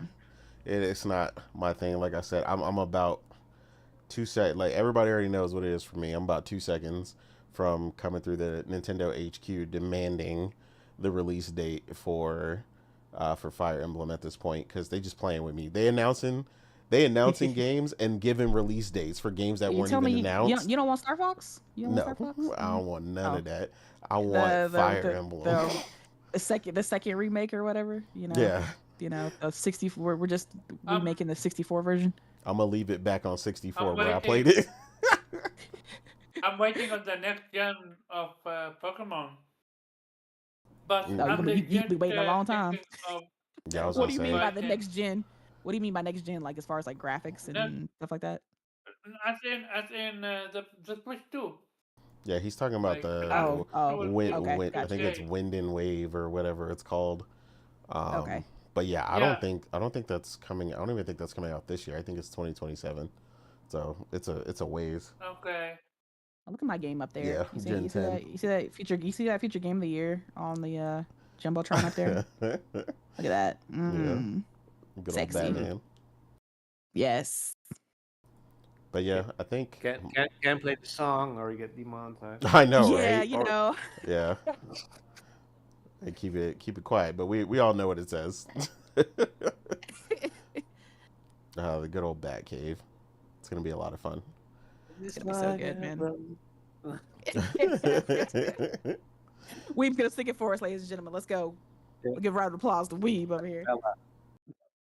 yeah, I mean, it's obviously not going to affect really any of us on here, as far as the price hike goes. But yeah, shout out to them giving Japan a heads up at least. So Yeah. that's going to They gave clearly cause a everybody massive yeah. surge.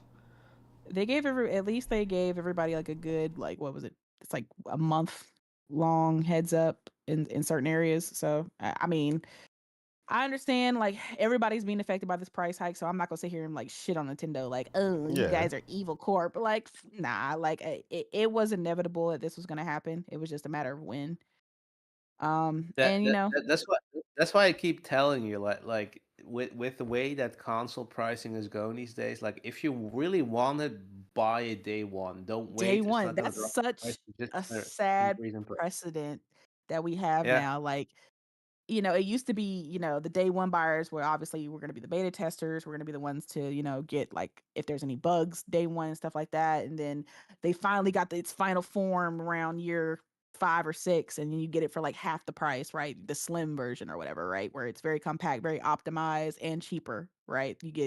You're okay for waiting, right? You get a better deal, a better optimized console, and the whole 9 yards. So there was precedent to waiting if you wanted to, right? There were positive aspects of it, and now it's like you wait, you're shit out of luck. You get yes, you get a more optimized console, but it's a lot more expensive now, and you are essentially better off buying it day one, or at least with this generation. What was it like year 3 when they had like PS5s on sale for like what $399 or $350 or whatever? That was like yeah, the they were best pretty low. time. Yeah, at that point, that was the best time to get them. But like after that, nah.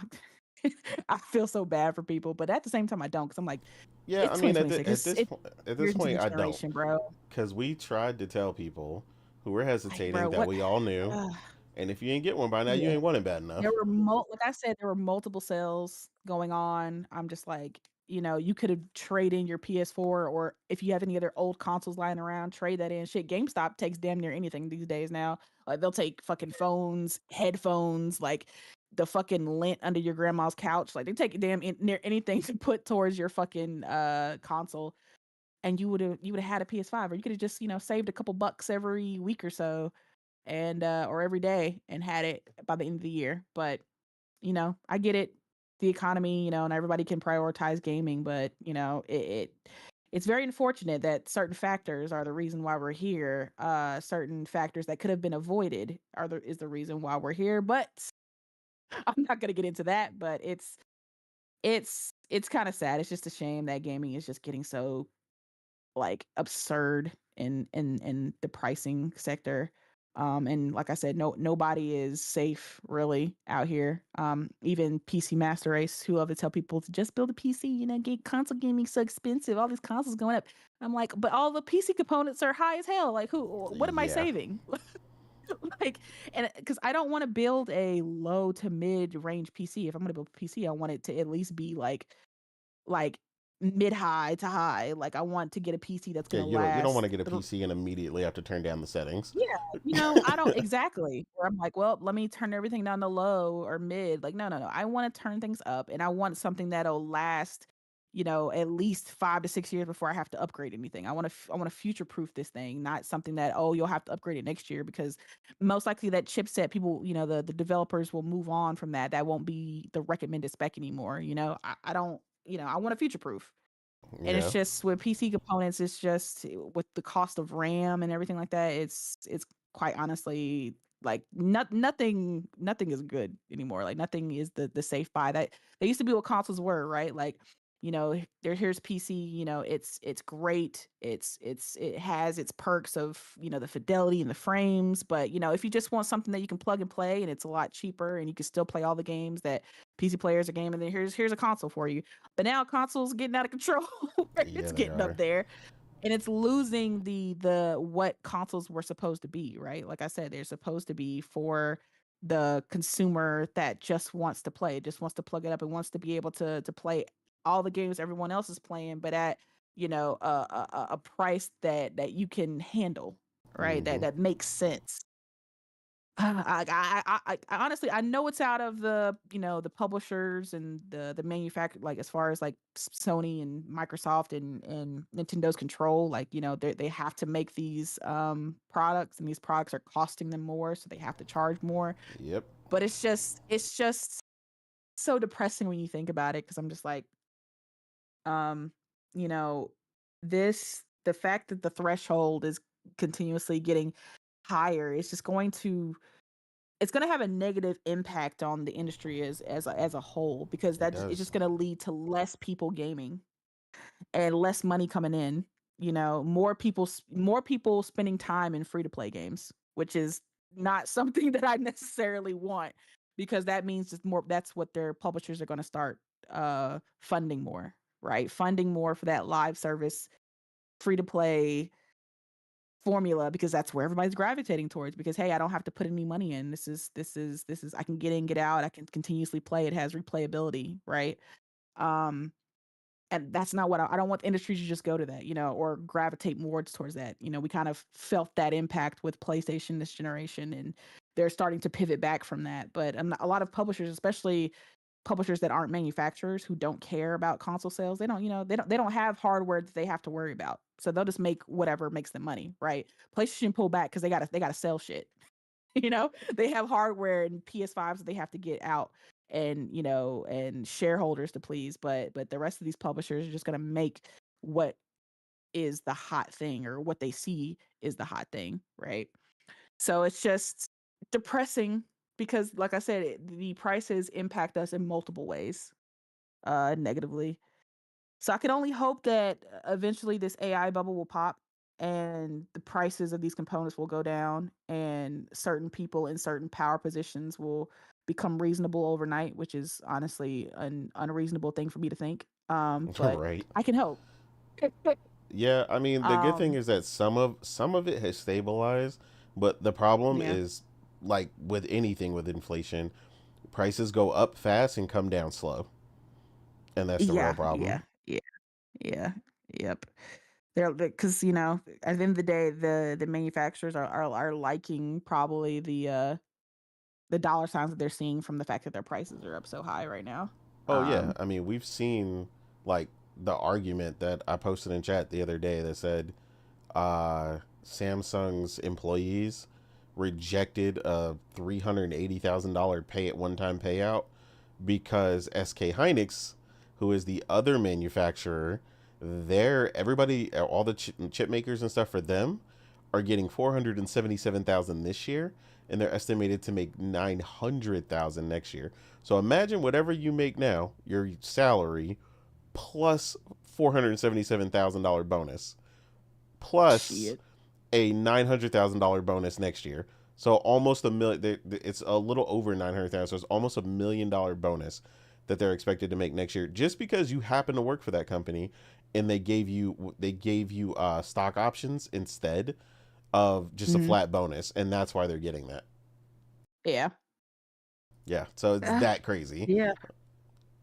We're in some crazy times, man. Like gas is going out of fucking control, man. I'm like, I swear, I look at my car now and I'm like, oh God, I gotta fill you up, man. And what used to take me like $30 to fill up now is like 60. It's like twice as much now Yeah, to fill in my I car. And spent I'm just like, I don't even want to go anywhere I spent now that because last night. it just hurts. I'm like, shit, man, come on. Like it's just so much going on. So gaming is just one, easy speck in what the economy is doing right now. But yeah, it's unfortunate. I'm not sure how it'll affect Nintendo. Like I don't know if it'll be like a negative thing. Obviously we see, like y'all pointed out, that people are lined up around the block to get Switches. And then, I'm sure their hardware numbers will go up for But like you said, it'll this. be for a second, and then there'll Yeah, for be, this. Yeah, yeah. that's what I'm saying. For this quarter, I'm sure it'll be positive. But I wonder how it will be once the new price sets in. Like, will it be steady? Do you think Nintendo Switch 2 will reach the sales that the first one did? No, No, no. No. Okay. From no, the way yeah, it's looking, I don't. No. Okay. yeah. Mainly Okay. because I Also, already see a trend changing besides the price increase. One of the Mhm. big trends during the previous for the other one was that so many people had multiples of them, like people that we know that like aren't Oh even yeah, like yeah, yeah. They would Nintendo. have like a Zelda one and Yeah, a Mario one and yeah, I saw dudes who would collect like 50 of them things. yeah. And I'm not saying some Yeah, households aren't still getting maybe one or two, but yeah. like they were going crazy before. Like, I mean, I know Bari specifically had like four. Oh yeah. Like he had the regular, the The OLED, and he I had The think right. Persona Splatoon had filter. what 9. Yeah, I think Persona had 9. yeah. It was out of control, and So people it had a bunch of almost the light became like a ones. Or yeah. collector item. Yeah, so that is definitely not happening this time. They haven't even made a single special edition one at this point. And matter of fact, when I was at the gas station earlier getting coffee, um, the girl had asked. She asked me what I was doing or something for the day, and I was telling her about the podcast, and she was like, "Oh, you have a Switch 2 already?" Like I just tell her eyes just lit up. She goes, "Oh my god, I love Zelda." She goes, "I don't have a Hmm. Switch 2 yet though." And I was like, "Aw, that sucks." like I'm immediately thinking about the conversation we're gonna Wait, have when was this? earlier, literally today. Oh, did you tell her that the prices were going up? Yeah, we had that conversation. I felt so bad because Oh man. I was like, man, I could tell. Like she's one of the people I feel sorry for because like, I tell she she genuinely wants it and she only has the Switch one, and like the Switch 2 has obviously been out a significantly less amount of time than the PlayStation and the Right. Xbox. So that's a short window to then be like, oh well, like I thought I could just get it, and she'd be one that I would definitely see waiting to get like the special edition Zelda version because Right. she immediately lit up about So I Zelda. wonder if they're gonna come out with a OLED version for Switch 2, like they did for Switch 1. Well, and that is at least the one good thing for people who are kind of on the fence or haven't gotten it yet is that if you know somebody or a friend that already has it and they're looking to do the upgrade instead of trading it into GameStop, you know, you can get it off of them for the low and then they can upgrade and kind of go from there. So if I can remember, and that does happen and it's a significant enough upgrade where I feel like in the future, I'll keep that person in mind, because they might want it. But yeah, that's that's the only real thing to think about for the future because like you said, it's definitely not going to go down. Um, Anytime soon, even with like some of the prices stabilizing and stuff. So sadly, Yeah. but maybe it will by the time Very another Zelda comes unfortunate. out. Yep. Yeah, I wonder because they haven't released another $80 game after Mario Kart, right? I don't think so. I think the last game they thought was going to be 80 wasn't, and then I think it was like Okay. 70 or something. So yeah, I don't think so. Okay. I wonder if they're gonna continue that because like I said, they haven't like I said, I don't think they've released another $80 game. So I wonder if maybe they'll start thinking about coming down the price now that I don't know.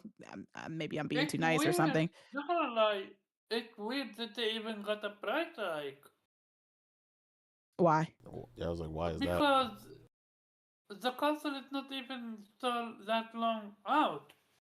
I mean, but the components of it are still expensive, though. It doesn't Yeah, matter Yeah. how long it's been out, but I get that, but you would think like I don't know, maybe I read conflicting reports there. One okay. report stating that Switch 2 is not doing well, another report saying Switch 2 is doing well. So I'm not sure which report to I believe, to think be they honest. were I think they were talking about different metrics in each of those reports. Like from what I've noticed, it was like one was talking about like year over year, another one was talking about overall. Like it was weird. Like I mean, I'm pretty sure the Switch is doing fine. Like it Yeah, may I not think be they're doing as doing well as fine. like the Switch one, because I think the original Switch came out during was it during COVID that it came out? I can't remember. It might have When been. did the original Switch come out? It might have been a little Switch one, before that, but a I little know before. their sales Yeah, but they still spiked. skyrocketed Yeah, during COVID, yeah. right? So they COVID, had like this. Everybody's sales yeah. skyrocketed, right? It was this big You couldn't influx. even get them. Like I remember, Yeah, my coworker at the time was so elated because he secured the Animal Crossing edition, and Which like he already had one. So yeah. Okay, so that yeah, it which came out in one 2017. came? Yeah, Yeah, I was about to say on March 2017. yeah. Uh, Um, I was that during COVID or no, I 2017. think COVID No, started. COVID was 2020. Yeah, Um, but yeah, it COVID literally pushed the Switch yeah, beyond it. Yeah, I guess, yeah. This is why yeah. I don't think so. I don't want. I want to say. All I'm gonna say is, um, the component is gonna screw the Switch to prevent it reaching the hype that the Switch One was. I'm kind of conflicted. I don't know. I feel like obviously Nintendo has a very big fan base, right? yeah, And they I feel do. like if they are able to, pump out the hit IPs that they're known for, right? That at least like as far as like the fan base loves, I think they may garner the sales. Like I think they may at least mm, like get close to Switch One. I don't know. I don't know if they'll hit it or surpass it, but I think they have the ability to get close to it because it's just all they got to do is like release. I don't fucking know, like some new Pokemon or some another like the next Zelda or something, and I think it's this shit'll blow up. Like Yeah, I mean, it's Gen 10 Pokemon is supposed to be like the leap everyone wanted. right, and So don't let if it's again as like good I as I was think, saying. yeah. Exactly. And like I was saying, like, don't let them fucking release Animal Crossing 2. I think that shit is gonna fucking blow up. Like, because everybody's been waiting on like whatever the next iteration of Animal Crossing or whatever they deem to call it Well, is yeah, I gonna mean, and be, that right? So Splatoon survival game or whatever has already got people buzzing. So, I mean, and that yeah. was a surprise. Like nobody even knew that was coming. Yeah. I just think that's kind of what the thing with Nintendo right now is that it just hasn't been as many new IPs or whatever that people have been expecting.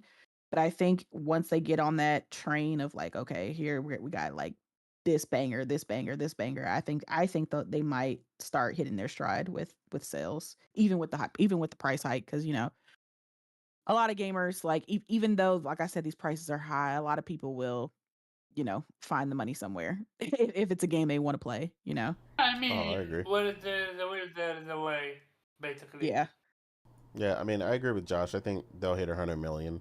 I I can think see that. the Yeah. climb above 100 million Yeah, that's is kind of where I where was things will yeah, stagnate a little bit. that's kind of where I was saying I was like when I said like they're gonna probably get close. Like, I don't think they'll get any like I don't think it'll sit there at like 50 million or 60 like Xbox or anything like that. Like they'll Nah, they'll hit not like at all. 100 mil.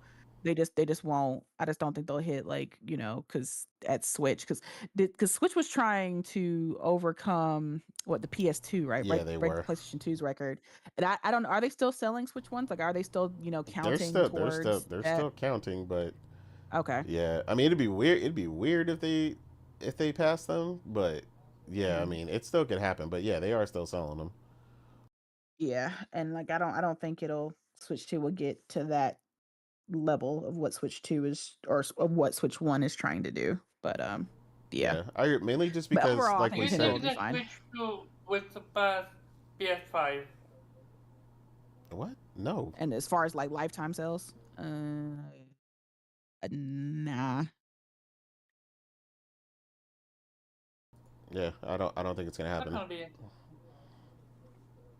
I mean we're talking What do you about think we got years PS5 to like? go.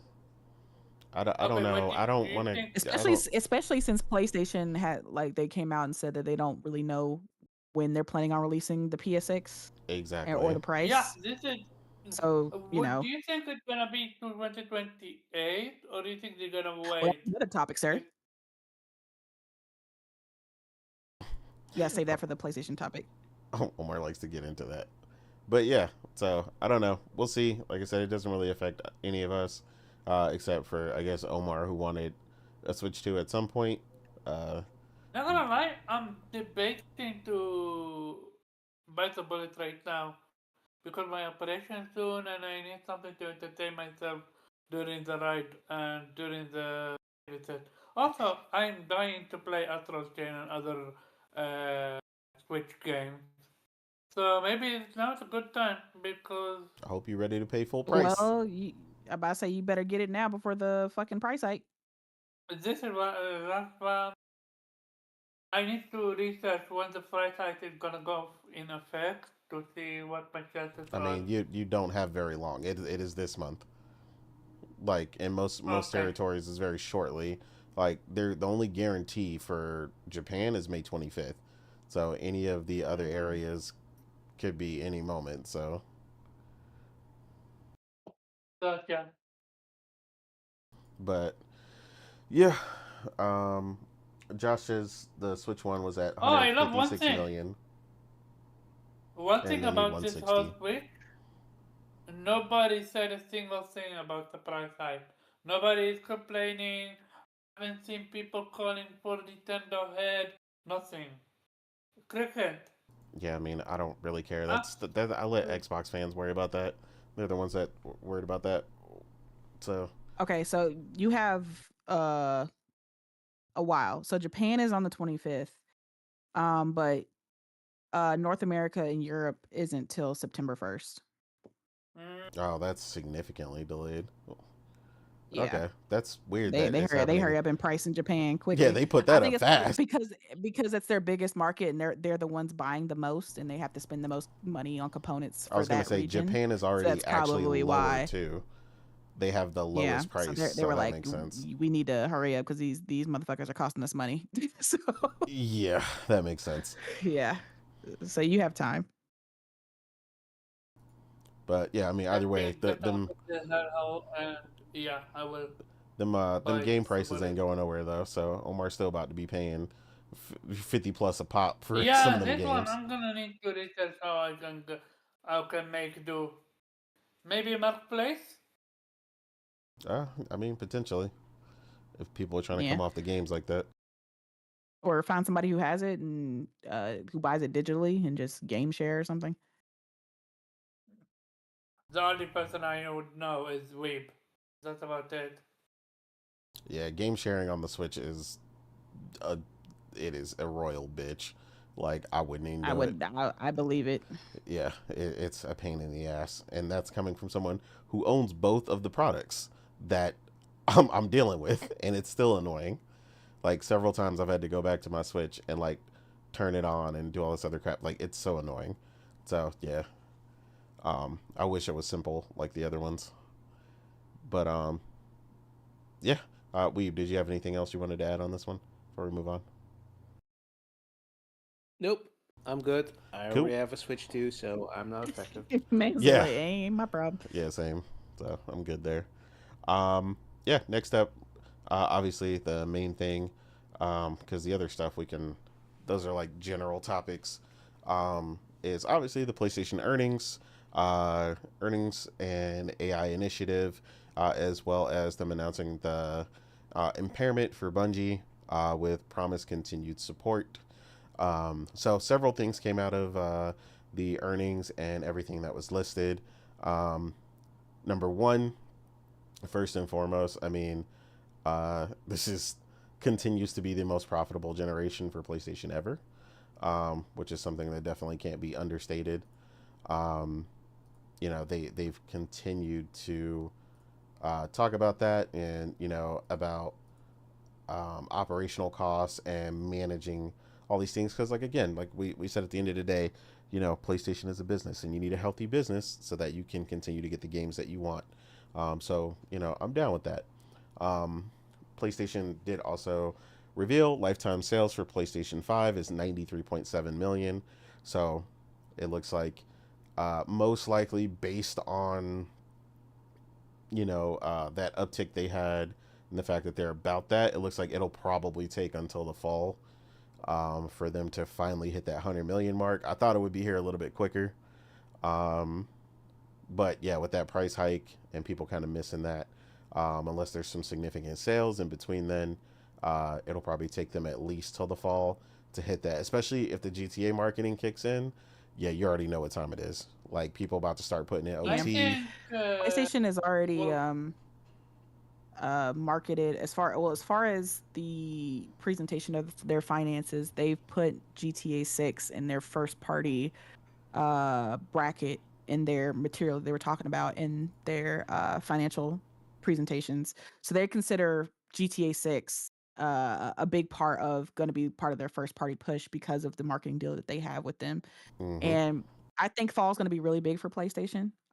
One, for three reasons, to be honest. GTA 6, obviously, but also Wolverine's going to be huge. Like, I don't think Absolutely. people yeah. like a lot of people don't underestimate how big of an IP Wolverine is, Yeah, and Wolverine's how, huge. especially, it's a PS5 exclusive. You can only play it on your PlayStation 5, so you have to have this. And it's gonna be raw, it's gonna be bloody, it's gonna be, rated in for mature. So this is gonna be a big, huge hit for PlayStation. They're gonna sell a lot of PS5s for this. This is gonna get them a lot of sales. And also Fable's gonna be in there too. So that's Yeah, like not to another fall mention game, right? Call of Duty for the first time is Right. not going to be on old Call gen of Duty. consoles. Yeah. So yeah, And then you got to probably upgrade. around that time too, Wait, Forza Call of 6 will Duty probably what? Call of Duty's not gonna be on PS4 or Xbox One. It's gonna be PS5 only. Oh, next So, gen only. Oh, yeah. okay. Yeah, that's gonna move console as well. And then, also probably Forza Horizon 6 gonna probably come around that time, Yep. on PlayStation, or at least probably into fall, maybe winter, to, PlayStation, because they said this year that they're trying to hit for Forza 6 on PlayStation. So PlayStation's gonna have a great end of the year as far as IP to push the console. So I have no doubt that, especially with the biggest juggernaut of them all being GTA 6, and again, PlayStation has the marketing. They showed the last gameplay that we saw, the last gameplay trailer that we saw from GTA 6 was shown on a PS5. They Mm-hmm. plastered that shit right before the trailer start. Everything you see is gameplay played on a fucking PlayStation 5, right? Like that's a huge thing to see. And they're gonna market it the same way they did Red Dead 2, where I hear it all the time in Xbox podcasts, and in a way where they're pissed off about the fact that so many people bought Red Dead 2 on PS4 because the marketing for Red Dead 2 made it seem like it was a PlayStation Exclusive. exclusive. Yeah, I've heard that a lot. Um, yeah, there's so many people that I know that bought it on PlayStation because they thought it was exclusive to PlayStation, and then when I was like, "Oh no, it's everywhere," they were like, "Oh, oh well." Like, yeah, they bought it because that's just, I mean, it's a business at the end of the day. Like, you can hate it all you want, but it's business and it works. So, um, I expect a high influx of PlayStations when GTA 6 comes out, and the mere fact that, like I said, that it was included in PlayStation's first party lineup for 2026, right? As part of their of the games that they're going to be marketing. leads me to believe that this date is locked in. Like as far as November being the release date for GTA 6, this is the first time PlayStation in their financials has mentioned GTA 6 and shown it as part of their financials in a year and in a quarter. So that kind of cements to me that they've been having conversations with Rockstar. Obviously they have to because they have a marketing deal with them, Oh, right? absolutely. And that's money that they're spending to market this game, and I'm sure they're going to be having like bundles for GTA 6 Oh, with yes. PS5s bundled together. So they have to talk to Rockstar. This is a business transaction, so they I'm sure they know whether or not this is going to be a locked in date, and the fact that they're mentioning it in their financials makes me believe that okay, there's gonna not gonna be any more delays, and we're finally gonna get GTA Absolutely. 6 this year. Jesus. So I'm excited.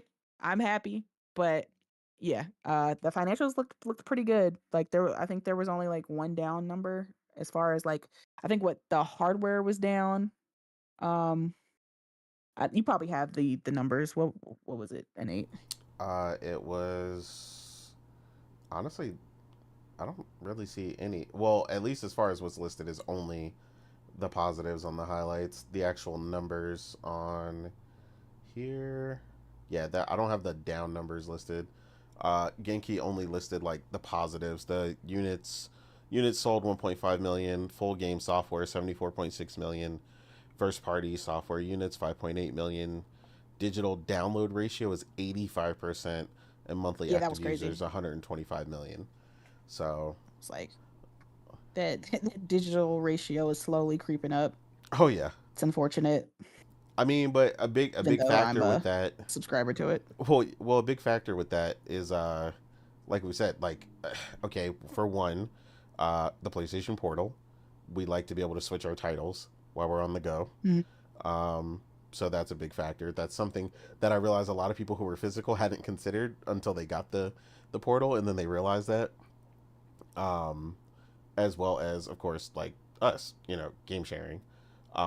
So we're getting one title, Shit, playing with the between price the of these two. games, hell fucking yeah. You the price and the amount The exactly. fact that I buy too many games to not like I'm just like nah. Exactly. It makes it way easier to split that. Um, Mhm. but yeah, Josh might know. He was looks like he was Okay, here we go. examining everything. You found it? Yeah, I was looking at Shinobi's. It was like operating, the income is expected to rise 30%, and there was a sales decline of -6% due to a decrease in hardware sales. Okay. And like that's to be expected with the price hike. People were like, "What the fuck, PlayStation?" But again, I don't see that continuing to go down.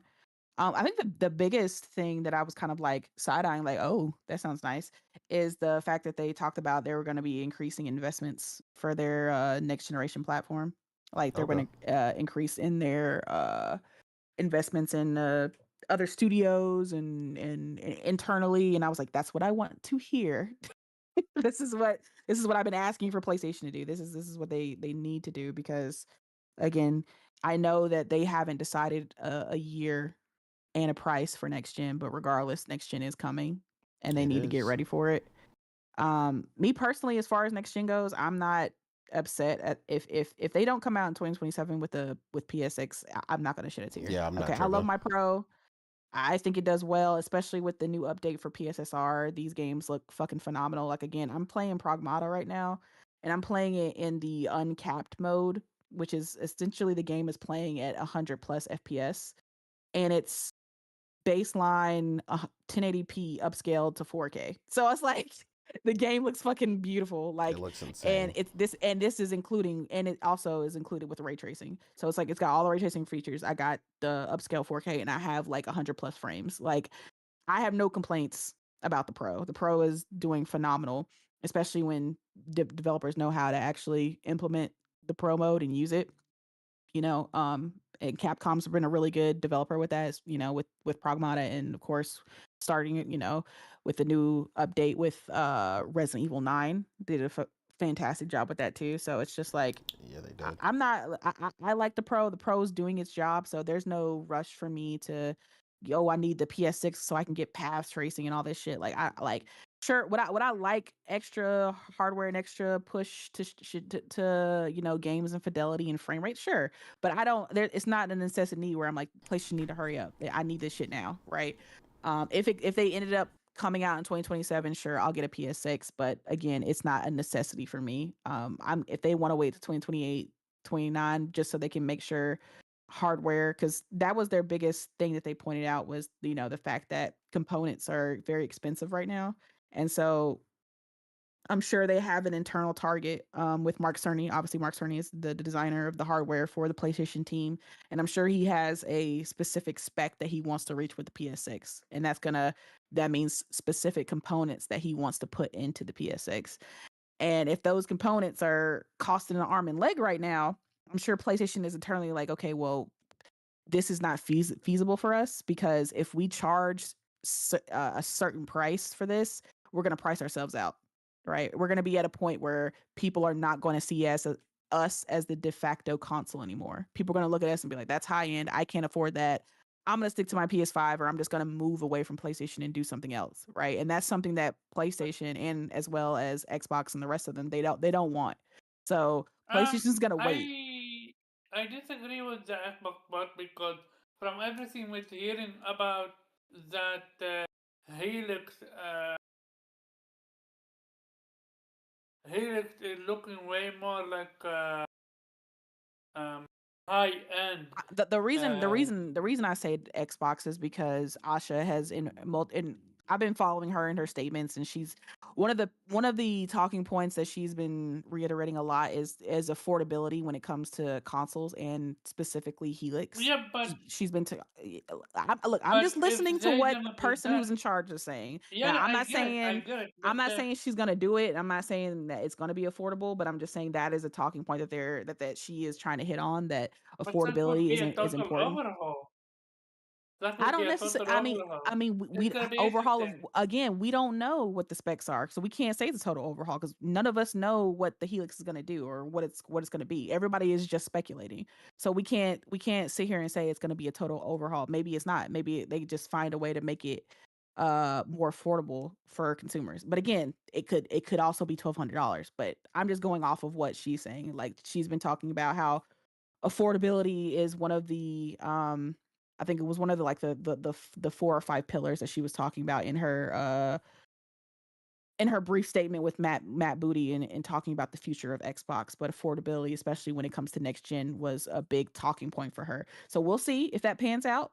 We'll see if they can figure out how to make this more palatable to the consumer, so that they'll be able to be cool with the fact that the console is going to be a little bit more expensive. Maybe they can figure out something on the back end. Maybe they'll go back to subsidizing. I don't know. But again, because Asha's been changing a lot of shit. I will say she's been putting a 180 on a lot of the policies that Xbox has been doing. So maybe she can figure something out and get Xbox into a good position to be more affordable in the market with Project Helix. But we'll see, right?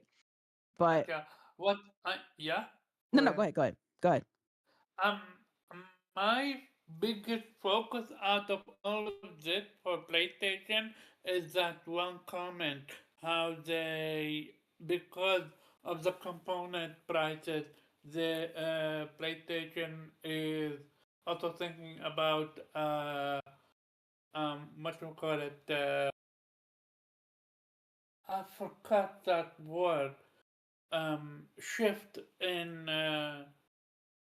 Ah, I'm gonna come back. I need to look up that word because I have it bookmarked. Sorry about that. No, you're good. What is he referring to about who He was making talking some about shift? PlayStation making a comment about, because the components were too expensive, they're going to do a shift in something. He was quoting something that they said. He said he had to look it up. I thought they said like a strategy shift or something. Yeah, this strategy shift. So my focus is on basic thinking about making what Xbox did with the normal console and as Yeah, I think a you're Series reading. I think S. you're reading way too deeply into that. We A strategy shift, because okay, let's remember that everyone who has been prior involved with PlayStation realizes how stupid of an idea that is, and the prior head CEO basically spoke, quite pointedly how stupid of an idea that was. Like I think they realize how not smart it is to split your developers like that. Dealing with that, I don't think that's what they mean when they say that. You're talking about a strategy shift can mean anything from release timing to the amount of consoles Yeah, available on initial launch to delaying that's what the I was gonna initial launch. say. I Yeah. thought by strategy shift they were talking about as far as like our usual length for a generation for PlayStation is what, like 7 years average. And when I saw the strategy shifting, I thought they what they were referring to is our generations may be longer. That is the strategy that they're going to do, or maybe they're going to lean more on cross gen releases than previously, right? Like we'll have a PS6 I obviously at mean, launch, but we'll have even more PS5 cross. Yes, I know, had but some of those. PS5 also still had PS5 exclusive games, right? Even though they had cross gen games. But I think that means like, hey, our generations will last longer, right? Where we won't quickly shift over to just full PS6. Like it'll just be we'll do a cross gen thing until, you know, damn near the end of the generation, and then that'll just be what we do. Like there's a lot of different strategies that they could take, and I don't think that the strategy that they're talking about is a Series S version of a PS6. I don't think that's what they're talking about. Because there's definitely there's many ways that you can come about and combat the prices, and increasing the generation window and increasing cross gen support are ways that you can eliminate or at least try to alleviate high costs. So I think there's other ways that you could do it besides let's make a Series S. Like all that does, I mean, all that does is add more stress to the developers, which is not something that you really want. Gotcha. No, I agree. Yeah, I don't really see that happening. If anything, PlayStation has always been about efficiency as much as possible, especially when it comes to the developers. Um, following the PlayStation 3 generation. And even then, coming towards the end of that generation, you saw how much work they put in getting all the developers on track, in order to make sure everybody had a great time developing for it. And they've never made that issue again, right? Um, Mark Cerny again spoke at length during the PS4 generation about how they worked with developers to get everything going, and in the PS5 even closer. The whole thing with the SSD, the throughput, the Kraken tech, everything um, was all about securing that and making sure developers have the best time. So I don't see Mark changing that philosophy. It's worked best for them. It's made sure they get the best performance, bar none, despite the power narrative this generation. Um, yeah, I mean, I just don't really see that changing. And this goes into the other point, that you know, um, one of the CEO or whatever made about their AI initiative going forward. Talking about how it's a great tool, um, in order to basically uh, get rid of the repetitive processes and allowing their team to focus on story and designing the game and getting rid of some of those processes that get in the way and slow down development, being able to speed it up and make it more cost efficient, which is what we want right now. At the AAA level, we need that. But the one thing that the headlines, of course, leave out when they talk about this initiative, um, you forget that he specifically Hiroki Totoki specifically said human creativity must remain at the center. AI is a powerful tool, but is not a replacement for artists or creators. It is an amplifier of human Yeah, but that's imagination not and as catalyst for new clickbaity though. possibilities. Oh yeah, exactly.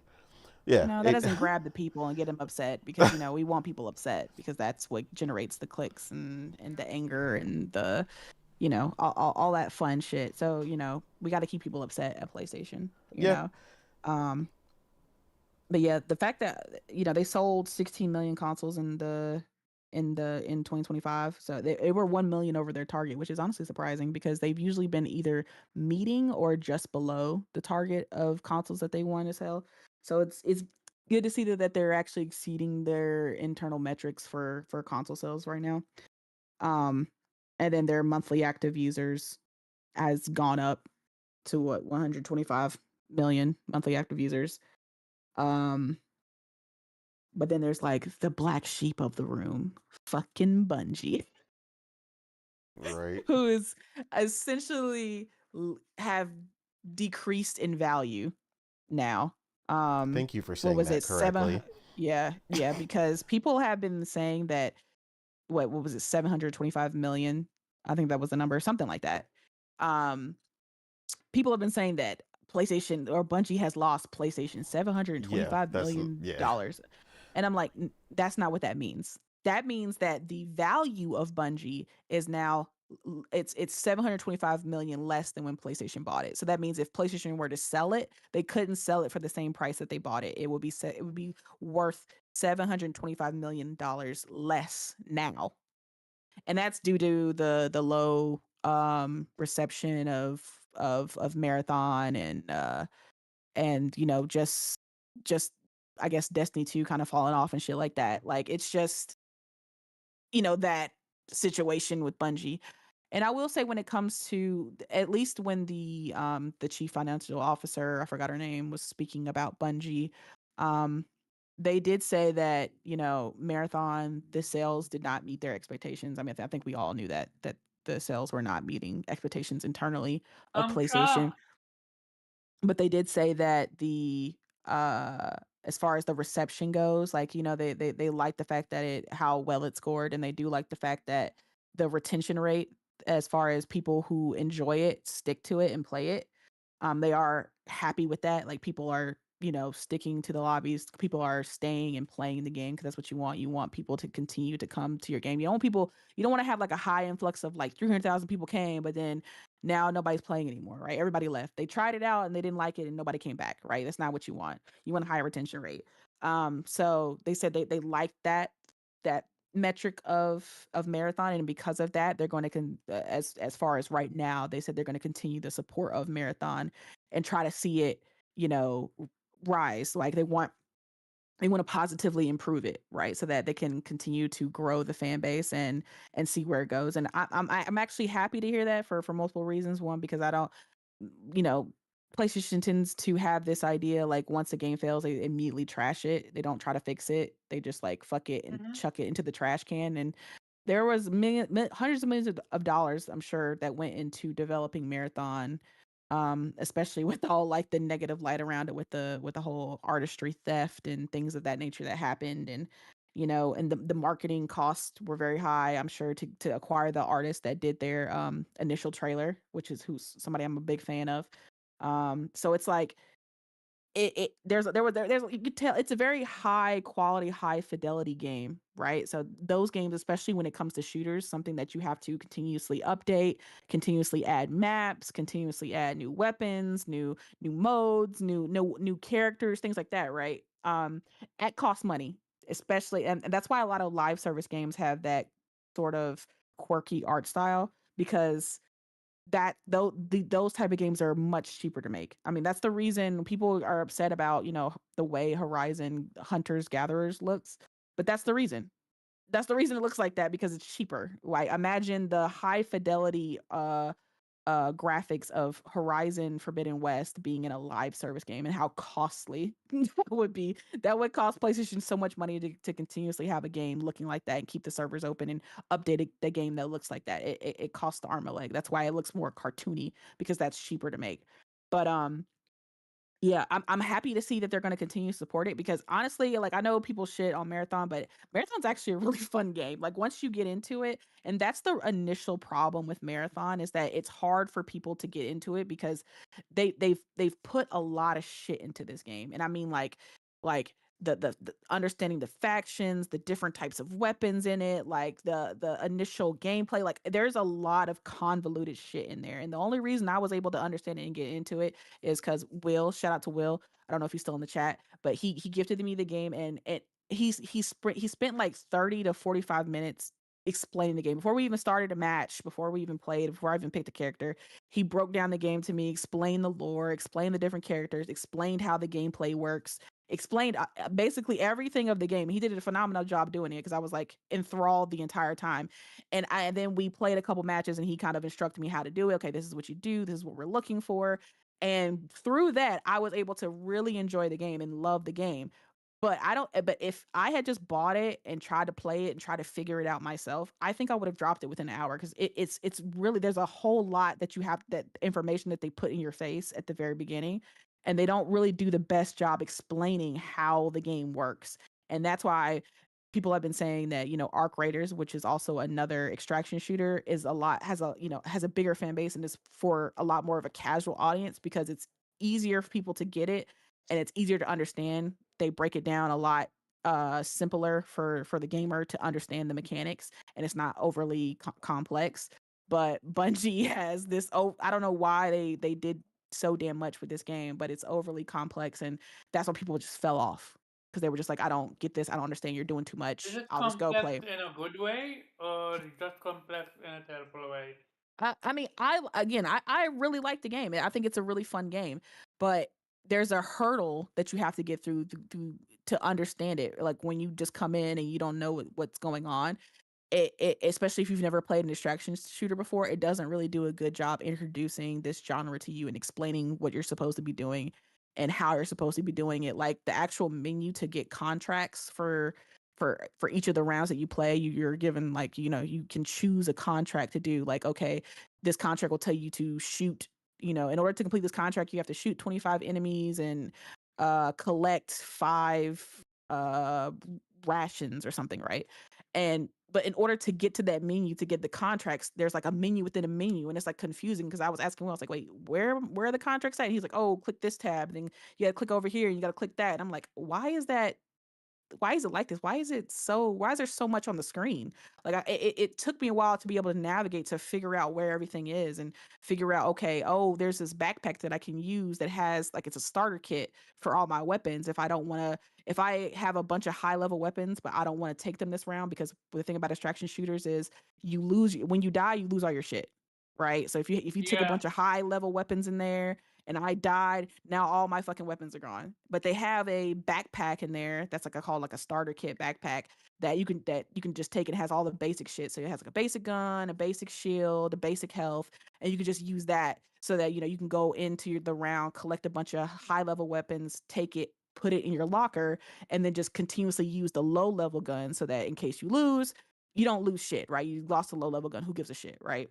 But I didn't know that. It wasn't explained to me very well in the game. Will explained to me like, oh, equip this. You want to equip that. Do you want to use this weapon? You want to do that. Like it's that shit in there that makes marathon so complicated. And I would like again, if it wasn't And for Will, I to wouldn't be know what the fuck to and do to in the be game. fair, just for because I know you haven't played other ones.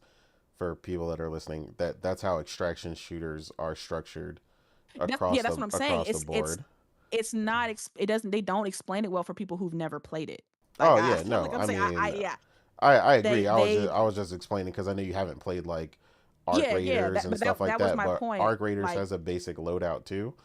For yeah. so you don't do that same thing. That's Mhm. how extraction shooters are structured. Right. Yeah, But I'm just like, they didn't really explain that to me when I and was looking through the tutorial yeah, section of how to equip my stuff and what well, to take and what not to a take. big I was just criticism like, and a big listening to you criticism of talking, them a big criticism of them is the way the loot is set out in marathon compared to how easy it is to understand in like arc raiders and stuff though is a big criticism.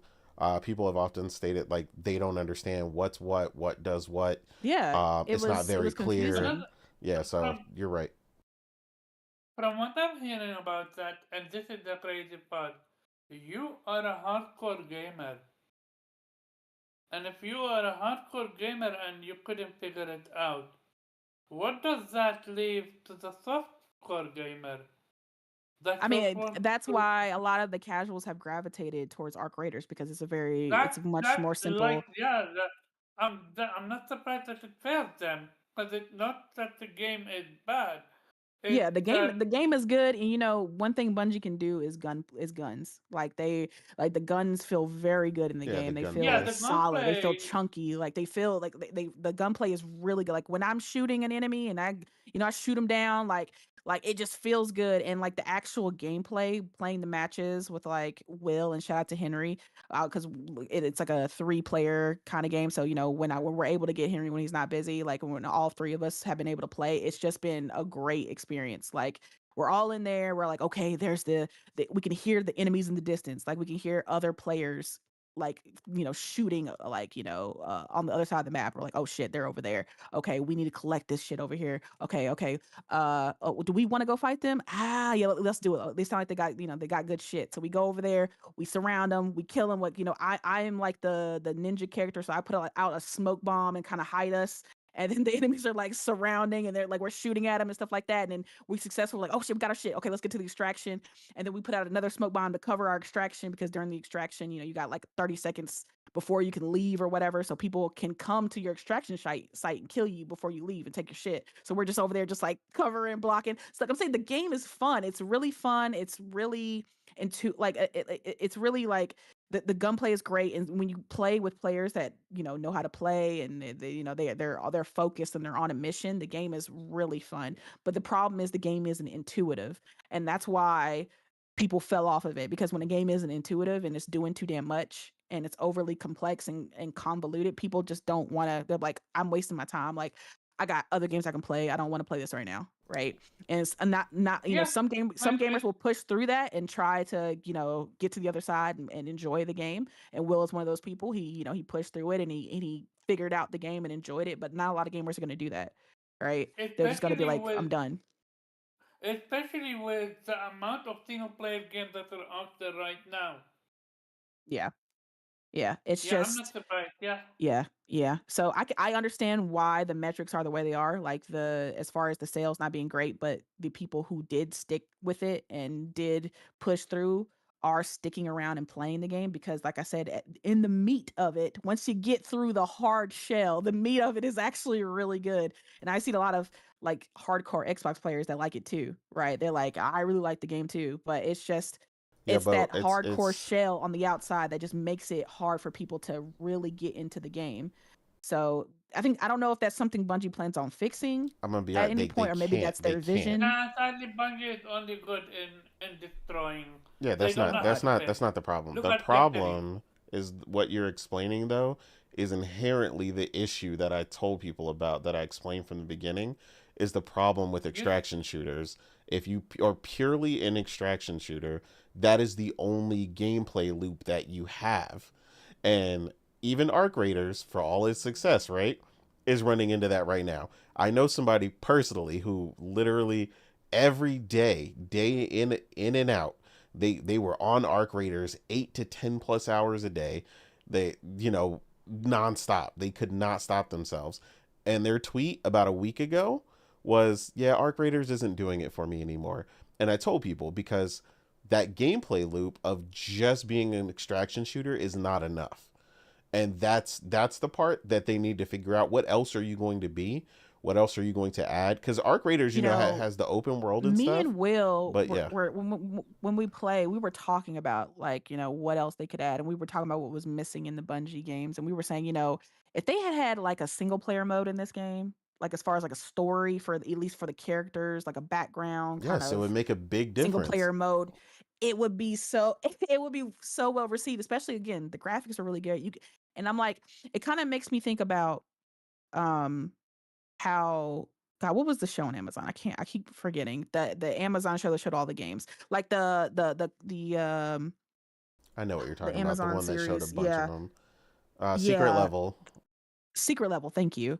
It makes me think of Secret Level and Concord. I know Concord was a failure, but I'm specifically talking about the actual show, like the actual episode about Concord. It was It was good. good. It was good, and I'm like, if Bungie was able to do something like that with Marathon, where they would make a single player campaign for each character or something, or uh or even better yet, like a new campaign, like it can be like 3 to 4 hours every like season or something Well, for like that. that's the thing they're missing though, is like the thing that drove people for so long and for with so much engagement for Destiny. is like you said, is not there. What you're talking about is basically what Destiny had. So Yeah. I played Destiny 1 and 2 for literally years. And even though I didn't absolutely love the PvP, I was good at it and I played it when I needed to, but it wasn't the only thing that was on offer for me. So when we didn't want to do it, we didn't have to. But there are specific rewards and things within it, or Iron Banner, or specifically that kind of stuff that was there. So I think the problem is people keep trying to exclusively make the extraction shooter loop the Yeah. only thing. And like you said, that there's no this was something that a recent podcast got criticized for. There's no area for real onboarding, right? You're just slapped in the middle of, get good or get out. And it's like Yeah. Yeah. Yeah. there's no like, onboarding is a thing for a reason. Like, you got to give somebody a spot to get better, get good. And like I said, offering a less risky, like you said, either a PvE mode, which is something heavily being put into Arc Raiders right now. They're looking at, because they're dropping players. Again, when the more successful title, I mean, you got to remember, Arc Raiders sold over 15 million copies, like, and now they're running into a concerning issue where they're dropping players like flies, because like I said, that the extraction shooter loop doesn't really work. For the longest time, you got to remember, the only one that was hot was Escape from Tarkov. Escape from Tarkov had a really, really, really hardcore user base of about 4.5 million people. And like, dudes I know that played Tarkov basically played nothing else. Like, they Yeah. loved it Nothing and they else. Yeah. couldn't explain it. And that's all, and they thought it was great. And that's cool for them, but that's not, if you're trying to get a wider audience, you need more than that. And it's like, for whatever reason, a bunch of them were trying to mimic Tarkov's formula only, without adding other things, and that's where they were falling off. Like, the weaker aspect of Arc Raiders was its more PvE oriented sections. The only reason the onboarding was a little bit better there, right, was because of that big open world where you had other things to shoot, that it wasn't so, I don't know, forced in an arena, kind of like it is when you guys are playing what is it, marathon, when you guys are playing marathon, right? Like, here's this arena, you already know A to B, the water house is over there, this is over here. It's a smaller map, right? Like, so your guys are kind of forced for X amount of loot within this area and get out. Again, that works in some cases, but again, like I showed you, that one person where it's working for it's turning into the have and the have nots. Like, I showed you the one person, when I showed you their inventory, they had nothing but legendaries and epics all over the place. Like, they're not loading in with basic gear, and when they shoot you, it's gonna hurt. I'm telling you, like, I watched, and I know you haven't had a chance to do this, but I'll have to find like a YouTube video to show you one of the people I was watching. It looks like a completely different game than when you guys were playing. Like, not even fair. Like, they could see you from across the map, because the gun had a scope that could see through walls and do all kinds of, like, I'm Oh telling you, it's shit. like, yeah, it was insane. Like, now I understand why y'all were getting shot from 600 yards away, because some of the I'm like, weapons, where'd it come from? Who hit me? yeah, it's like, and then you Sitting realize there like that, crawling away, like, oh god. yeah, the dude's like 600 kilometers out on a bridge, aiming at you, ducking you, because he's rocking, a purple or a legendary weapon with all this, extra equipment on it. And it's like, well, you don't have a chance in hell. You can't even see him. And it's like, Yeah. that's what I'm saying. And it's like, there needs to be a mode Isn't prior that to a that. better matchmaking though? It's not That about that. sounds It's not about that. untrue. I mean, It, there is this character that you can choose that is a character, like a solo character, that you where you don't need to have friends or anything like that, that you can use to just like level yourself up and get like better weapons and things. Like that this character has certain perks in there, but again, you still play with against people who are in teams, exactly. and you can still get your ass whopped in that. I mean, you again, like I said, you have perks, like you have like you basically are like almost invisible sometimes and things like that. But one wrong move and then the entire team jumps you, because we definitely jumped a solo dude. The last time I played, he for some reason he thought it was a good idea to come at us when we were in a group of 3 all together. he thought he could get us, and then we saw him and immediately murked him. But yeah, it's I haven't played in the solo mode because even though there's some perks to it, it just didn't seem worth it to me. I was just like, it looks like more of a hassle than it's worth, to be honest. Yeah, So yeah, see for you, there's just I don't think you yeah. played the Division. Did you play the Division ever? Yeah, I did when it initially came out. Yeah, So I so played a couple matches. I didn't really get into it. I was just like, eh. so if you played with me, you would have played the Division for real, especially Division Okay. 2. So Division is literally giving you everything I'm talking about. The Division had a completely single player mode. We could build up, we could run raids, we could do all kinds of stuff. You could build up a ton of equipment, but there was exclusive equipment in the Dark Zone. And the Dark Zone is Yeah. literally played like Marathon, like Tarkov. Construction. Yeah, that's what Yeah, I kept hearing. Yeah. but you wouldn't lose your gear that we earned in a raid or all this other stuff. So you could get good gear outside of there. So instead of you coming in with that basic pack that gives you no chance in hell when you run into, Bobby and them that's on the game 40 hours a day, obviously it's not 40 hours in a day. I'm just exaggerating. But like when you run into them, at least you got a fighting chance because you got some decent gear. Yeah, you can always put the top gear in the extraction mode, but like I said, there were gear in there that you specifically had to get out of there, but it was more to the game than just the extraction portion. And like I said, I don't Yeah. know, a bunch of games I think thought they could survive on just that extraction mode because Yeah, I think it's Tarkov just did it, because and it's not yeah, enough. and there's just so many live service games that don't have a single player attached to it, so they think they're just like, well, it's fine, we'll do But just what do fine they with it. have though? They have other modes. There's no other Yeah, mode. You either want to do what you've been doing in Marathon or you do nothing. And that's the yeah, problem. There's no yeah, TDM, there's no yeah. nothing. Like It you just makes can't. me think about like again, the launch trailer of Marathon was so well done and well directed. Shout out to Alberto. He's the one who directs the the gold lady in Love, Death and Robots. Yeah, it was done very From well.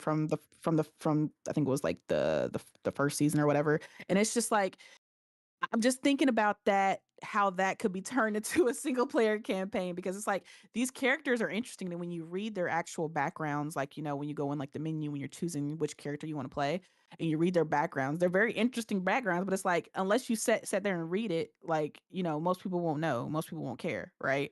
But I'm like, you could just put that in a campaign in a story, like each of these characters can have their own like mission or something like, or and basically show how they came to be, why they're on this mission, why they work for these companies, why they decided to do this. You know what I'm saying? Like it's just there's so much lore in this game that honestly is locked away behind readables, like, stuff that you can pick up and you can read it if you want to, but most people aren't going to read that stuff, right? So it's like all the lore is locked behind collectibles that most people won't read, but it's like if you put that in all this interesting shit in a campaign, I think it would do wonders for Marathon, but I just wonder like does M- the do Bungie and more importantly Sony want to invest more hundreds of millions of dollars into making like another mode for this game, attaching something to this game without assurance that it's going to pay off, right? Like spending hundreds of millions of dollars to do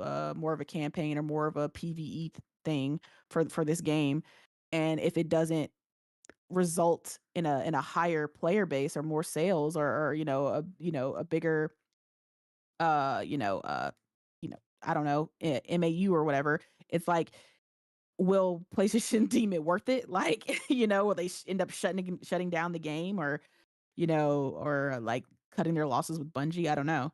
But it's just, I don't know. At the end of the day, it just seems like Bungie was just, I don't know. I feel like I feel like Sony definitely overpaid for Bungie. Oh yeah, they absolutely did. I think, yeah, because initially Bungie went to Microsoft first because Microsoft that was back when Microsoft was still on their buying spree of trying to acquire a bunch of studios and publishers and things like that. And Microsoft looked over the numbers and they said, "Hell no," and they were like, "Nah, we're good over here." But here comes PlayStation, and they're like, "Ooh, we need some live service Well, expertise PlayStation's because there's problem is they were looking at Bungie Prime Destiny numbers, yeah, yeah, and Like I said, as someone who They were played Destiny heavy, I could have told them the moment Destiny 2 was off the block. See, it's not even just that though, because I think I'm, because they have the same spreadsheet that Microsoft does, and Microsoft was like, hell no. I think it was just a desperation, like at the Oh point where yeah, it absolutely was. they needed They knew, well, they they knew they needed, had the sauce, and they still yeah. got it. Like, don't get me wrong. Like I said, the gunplay I know They were like, is we top have no tier, expertise in this genre of live and they service, and don't. here's Bungie, You want to know what? You want with to know what sucks Destiny 1 though? and 2 on their back. What What? sucks is that before this stuff really got taken off, some of the most fun I've had in multiplayer games were Sony's add-on multiplayer titles. Oh So, yeah, oh yeah, that's what and everybody says. Hell yeah. yeah, and they just completely. I get like they didn't have the user base for them back then because they were pretty much the dude bro box was taking them up, and that has Mm-hmm. obviously that landscape has changed a lot. But some of the funnest multiplayer modes I played was in Resistance: Fall of Man and Mm-hmm. freaking Factions, factions and Uncharted. Killzone and Uncharted. Yeah, like the stuff we did in Uncharted, man, I had footage of that. We were having such a ball jumping off of roofs, throwing Mm-hmm. freaking fuel tanks. Like we did some of the Yep. craziest stuff, and it was so But fun. unfortunately, Sony is like, we can't monetize that. Yeah, yeah, I they're mean, like, look at I Legends, need to right? sell you T-shirts. It's a free add-on, right? Like, and Yeah. there's no microtransactions in that. There's no money to be made for Sony with that. That's just out of the courtesy and kindness of Sucker Punch, and they probably let them do it because Ghost of Tsushima and Yote don't cost them as much as the rest of their first party does, right? I mean, Yote said, with Yote, Sucker Punch said they were able to maintain around the same budget of Tsushima, even though it looks, Mm-hmm. so much better. They were able to keep costs down. So I think that's probably why Sony's cool with them being doing this free add-on, right? That's not really making them much, of anything, right? It's just, hey, here's this multiplayer, Man, it's attached. If you want to play it, cool. If not, whatever, right? PlayStation should have cut what is the name of this team that we keep forgetting because they so irrelevant? What is the name of this team? That's making this What, live Haven? service game. Is it Haven? Haven? Yeah, they Yeah, we're should talking have about Jade cut. Raymond Studio. Yeah, Yeah. cut whatever the hell they making and be like, I look, don't know how they're still alive. Like, y'all are what the now the fuck? support studio for The Last of Us 2's multiplayer. Dude, Like, what I wanted, I honestly, what I in a perfect world, and again, I don't know the behind the scenes, the logistics of it, but mm-hmm, from my perspective, what I would have wanted was, okay, Concord is dead. You are now in charge of the Last of Us 2, or the Last of perfect, Us 2 factions. perfect.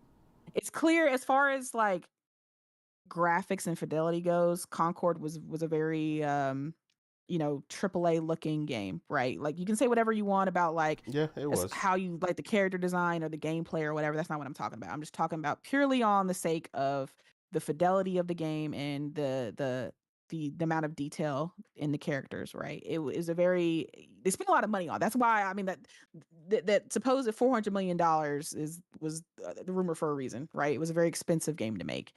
And honestly, like I said, if I was PlayStation, again, I don't know the logistics behind it and how feasible what I'm suggesting is, but I would have just been like, okay, here's Naughty Dog who's saying they can't do this because, hey, we can't maintain this and do single player games at the same time. Understandable. Okay, well, how about okay, send the people who are really excited about this project and who have been really leading on factions and really want to continue this, and we're gonna take you guys are gonna be leaders over here at the Exactly. Concord Studio, and you're gonna lead this team and show them what they need to do to get factions off the ground. Okay, to continue this game so that you guys obviously have some expertise in live service. You know what a live service game is and what it entails. So Yeah, I mean we're the gonna groundwork was move clearly already factions. done. It was about to be Yeah, revealed. they were they were saying it was close to being revealed and everything like He that. said So two we're gonna days, move it 2 days out, it was going to exactly. be revealed, which is insane. We're gonna take this, move it over here, and that's where you guys are gonna work on it. Instead of cutting our losses and losing all this money and losing all these people who were, making this game, we're just gonna move that game over here. And Naughty Dog, you continue to work on your single player games, but the Concord team is gonna now make factions or continue to make factions too, right? And if it's almost Exactly. done, they're really just in a support role at that point. Right? Exactly. Keeping it up, keeping the servers up, fixing things. And if anything needs to be worked on, if there's any kind of expertise that needs to be done, you can send a couple people from the studio to help them out. Like, it's just, Yeah, I mean, I don't know. they Again, can I don't clearly know. make packs and stuff for the game, Yeah. clothing, stuff like Like I that. That's said, I would fine. have sent like the dedicated team of the people. Obviously, a lot of Naughty Dog was working on factions, but there's obviously But like leaders you of said, it, they that could people who had launch certain the expertise. title, and then, like you said, the skeleton crew, the people who were specifically involved, who have now Mhm. left Naughty Dog anyway, would have stayed Yeah. on board, gone over there, They can and go got over them there to ready. Concord, and then that team can be the ones to facilitate The live the service rest of portion. the Yeah. live service game. So it's just like, I don't know. It's I'm like, that's something I would have done personally, but that's Yeah, just me. I'm not scrapping 7 years of work and all that investment. Yeah, exactly. Especially now something that was highly anticipated and is technically one of a kind. Which is again why we've never had another thing like it, and why people are still playing on their PS3s. Like, I mean, there's a reason. Yeah. So, I mean, I hear you, Hero. He was like, they didn't technically cancel. They just said we stopped working on the game, but I don't know at what point they would continue that though. Especially since a lot of the team people, the members that were working on it, just left. yeah, like after it was done, And they were I like, think all that right. that guy that was the head of factions, I think he also left. Yeah, I'm So pretty it's sure he's just gone like, too. I don't know who would be the ones to take it, like, especially since Naughty Dog stated that the reason that they not working on it anymore is because it would take up the entirety of the Naughty Dog studio to do it, and Yeah, they don't want to put the whole studio on this. They want to make what they're known for. They want to continue to make single player games. So I mean, unless they decide for, like, I guess 5 to 6 years to stop making single player games, um, I don't know. I don't know if they'd take it back on. I mean, like I said, I'd be happy if another team took it. Like, if somebody, if one of these other studios, not the PlayStation, you know, A team, but if like you said, Jade Raymond's team or whatever, yeah. These studios as were long as literally Naughty brought Dog, on for their multiplayer expertise. You've yeah, already as made long the as Naughty game Dog and their obviously has a support. say and has their expertise included into it, Agreed. I wouldn't be upset at another studio just kind of keeping it alive. Like, your job is just to keep the lights on, okay? Like, Yeah, I that think it type of would have. shit. They could have But been plenty monetizable. Like I said, like you created a great title. I mean, people had begged at one point for them to let them buy something for the original multiplayer because they wanted to keep it yeah, going. and now you got that other game that's supposedly that's coming out that said, what was the caption that they said? Oh, uh they canceled factions, so we're gonna pick up the mantle or whatever, some shit like that. And it's this game now that's coming out that kind of plays like factions. That's And it's got a lot of wild. hype. It's got a lot of hype around it. People Yo, are excited and be like, oh if my that god, it comes looks so out and it's good. like it, oh my god. I don't know which game we're I talking mean, about, but ain't gonna be nobody blame PlayStation at that point, because I'm just gonna be like, I mean, that's y'all's fault.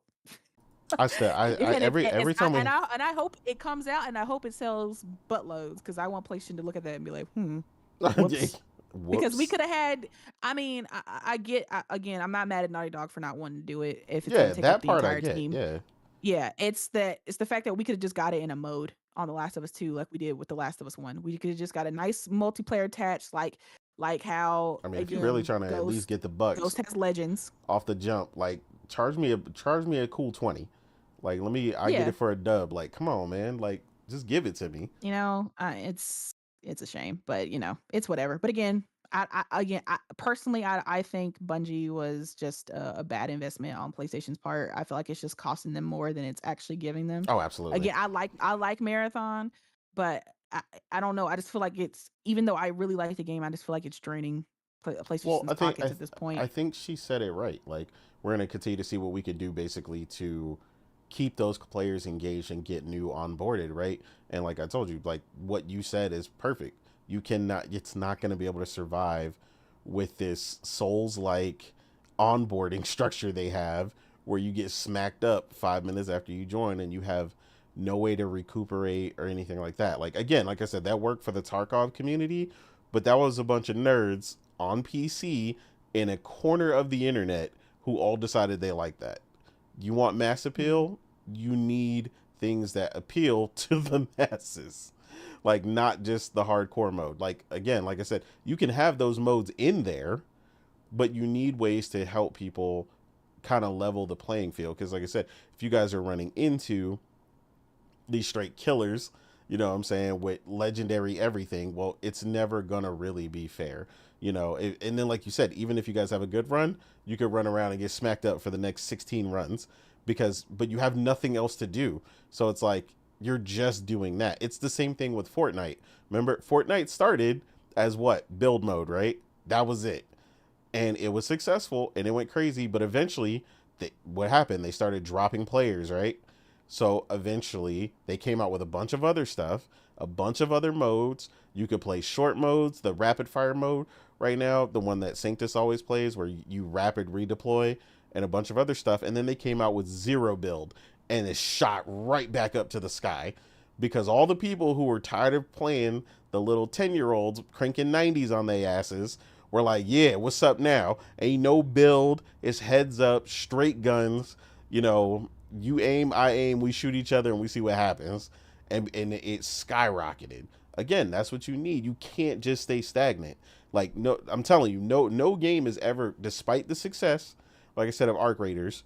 And like I said, they have a much bigger playing field than Marathon, right? Like I said, they've got that big open world and all the other stuff, and they gassed up off of content creators, because that made good Twitch content, right? Um, I've even seen some of it, and I can't stand Arc Raiders, and I thought it was hilarious. Um, but Marathon doesn't have that. The map isn't as big. There's not as much area to be forgiven. There is no, like, you don't even talk to each other, right? Like, you know what I'm saying, like the whole joke in Arc Raiders. So like you have none of that going for you.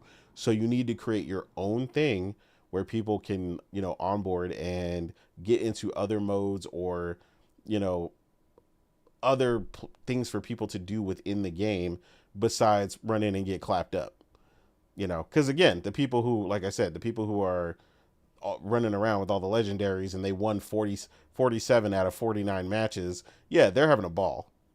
But that's that's not going to be the majority of your fan base, and that's the problem. But yeah, like I agree with Yeah. you. They got to figure it out, and it's not going to survive on that mode alone. You can still be an extraction shooter, Yeah. but you need more than that.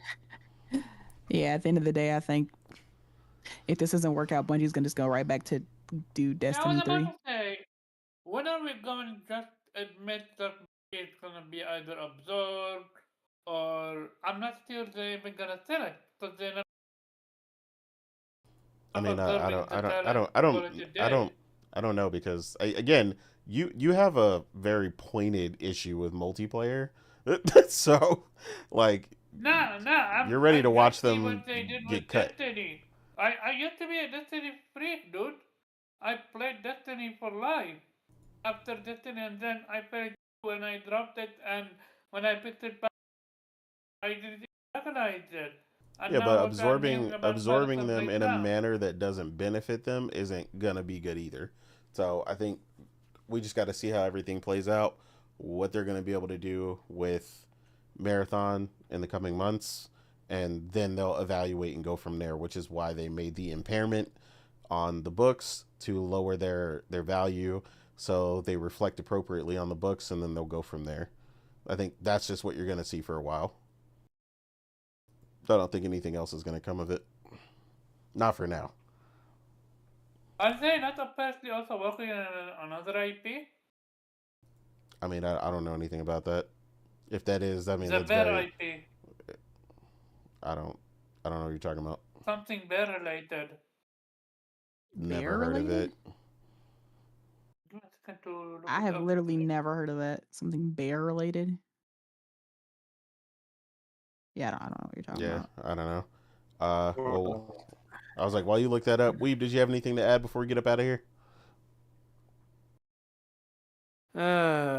Yeah, Fuck so here, Bungie. very quick. Their bunch of new IP codename Gummy Bears to be powered by Unreal Engine. Okay, so Okay, nobody so it's a knows code name and nothing. we don't know what it Yeah, is. exactly. I don't. Yeah, I have no idea So what we that know means. nothing. Yeah, that doesn't have Eh, anything. Go ahead, Weeb. thank you for the insight, Omar. Um, yeah, I mean, nothing surprising about the sales numbers. I mean, it's very typical for the current phase we're in the constant generation. The AI stuff is also predictable. I mean, nothing they said is really concerning. It's just, oh yeah, we're using AI tools, cool. Yeah, everybody does it, whatever. And yeah, fuck Bungie. All facts. He said, But "Sweet and to the point." yeah, I mean, straight up. Like I said, the other stuff we had, we'll just cover later because it took us a while to cover these. We're going on 3 hours, so we're gonna go ahead and cut it here, so we can get back to these games. I know you are Hell ready yeah. to get back in Pragmata, ma'am. You were enjoying yourself thoroughly. Mm-hmm. Um, Oh yeah. so I'm excited to see you kill some more machines while I finish stocking my store, and we get some food because it's about that time too. Yeah, I gotta eat. Yeah. So yeah, we're all gonna get back to it. I know you guys are gonna get back to it in the audience. I know everybody's out there playing and enjoying a ton of these games. Um, like I said, I'll keep the streets warm for all my PlayStation 5 players next week when I'm on them Tokyo streets. While some of you guys wait for the PlayStation 5 version. But yeah, man. Otherwise, man, it's just more of these games. Like I said, at this point, I'm honestly, after we get out of here, I'm gonna have to go sit with Morgan and make a calendar and be like, all right, we need to figure out how we're doing this because it's out of control, and it's giving our wallets no room to breathe. So we got to go figure Mm-hmm. that out. But yeah, with that, we're gonna go ahead and get up out of here. Weeb, where can the people find you, sir? Um, yeah, somewhere on Twitter or Blue Sky, but you know, mostly gaming. So yeah, uh, Other Nation. Otter Nation. Otter Nation. Morgan, where can the people find you, ma'am? Yeah, like we've said, uh, I'm not gonna be on Twitter. I'm gonna be on my PlayStation. We're Honestly, out here gaming. uh, absolutely. Like I got so many games. I got games to finish up. I got games to start. I got games to beat before other games come out that I pre-ordered. So it's like, Right? I got priorities right now. It's a And gaming what I want to say buffet. is just end it on, like, I know Twitter is a place that we all like to go, and there's a lot of gaming discourse on there, but at the end of the day, don't listen to what anybody says about it. A game, especially if you love it. Like I know the discourse can be disheartening and it can kind of just like ruin your mood about certain things, but don't let it affect you. At the end of the day, nobody's gonna play the game that you're playing, right? Nobody's gonna beat the games that you're beating. Nobody's paying for your games. Nobody's playing your game. So just play the games you want to play, and don't give a shit about what anybody else has to say about it. Don't let people ruin your mood about it either. Like sometimes it's just best to turn that app off and just get on your gaming system, whatever it is, whether it's PlayStation, Xbox, Switch, PC. Just enjoy your games, play your games, beat your games, because there's far too many great games that we've all been talking about in here to be worried about what the hell's going on Twitter. So see you guys next week for some probably more surprise gaming news. So yeah, thanks for joining us, and Otter Nation. Otter Nation. Other Nation. And Omar, where can people find you, sir? So shout out to everyone that came through. And that like wasn't just a stream out. Play your games. You have no excuse. None whatsoever. Uh, you can find me at Carbon Culture on Twitter. And yeah, see you next week and play your game. Absolutely. Again, I am your host, Innate, or known as the Real Innate on Twitter and Blue Sky. Yeah, as they said, you can find me gaming. That's where you can find me. Shout out to everybody who came through today. The chat was pretty lit. I know we had some people lurking, but we did have quite a few people in the chat. So shout out to Will, 777JP, as he likes to say it, Sanctus, Salazar, Josh, Seafresh, Henry, Hero, and I think I got everybody that spoke. So I went down the chat and Seafresh. I think I said Seafresh already, but yeah, Viper. and of course Yeah, I was gonna say, and of course, Viper, always in the chat doing the things, hanging out with us, and also gaming just as much as us. Which I always Hell love yeah. to see what he's playing because that man is always playing something on my friends list, and always making me realizing I need to get back to something or completing some other JRPG. One of the few people tackling the entire Trail series, which is a hell of an endeavor. If anybody has ever seen that, you know what I mean. But yeah, with that, we're gonna go ahead and get up out of here. Shout out to Mama K, out there working hard. And yeah, Happy Mother's Day, Kay. happy Mother's Day, K, and to all the mothers out there. Um, hopefully, y'all enjoy your day. I'm gonna call my mom tomorrow and wish her happy Mother's Day. But yeah, otherwise, you guys have a great night. And thanks again for joining us, Otter Nation. Our nation. Otter Nation.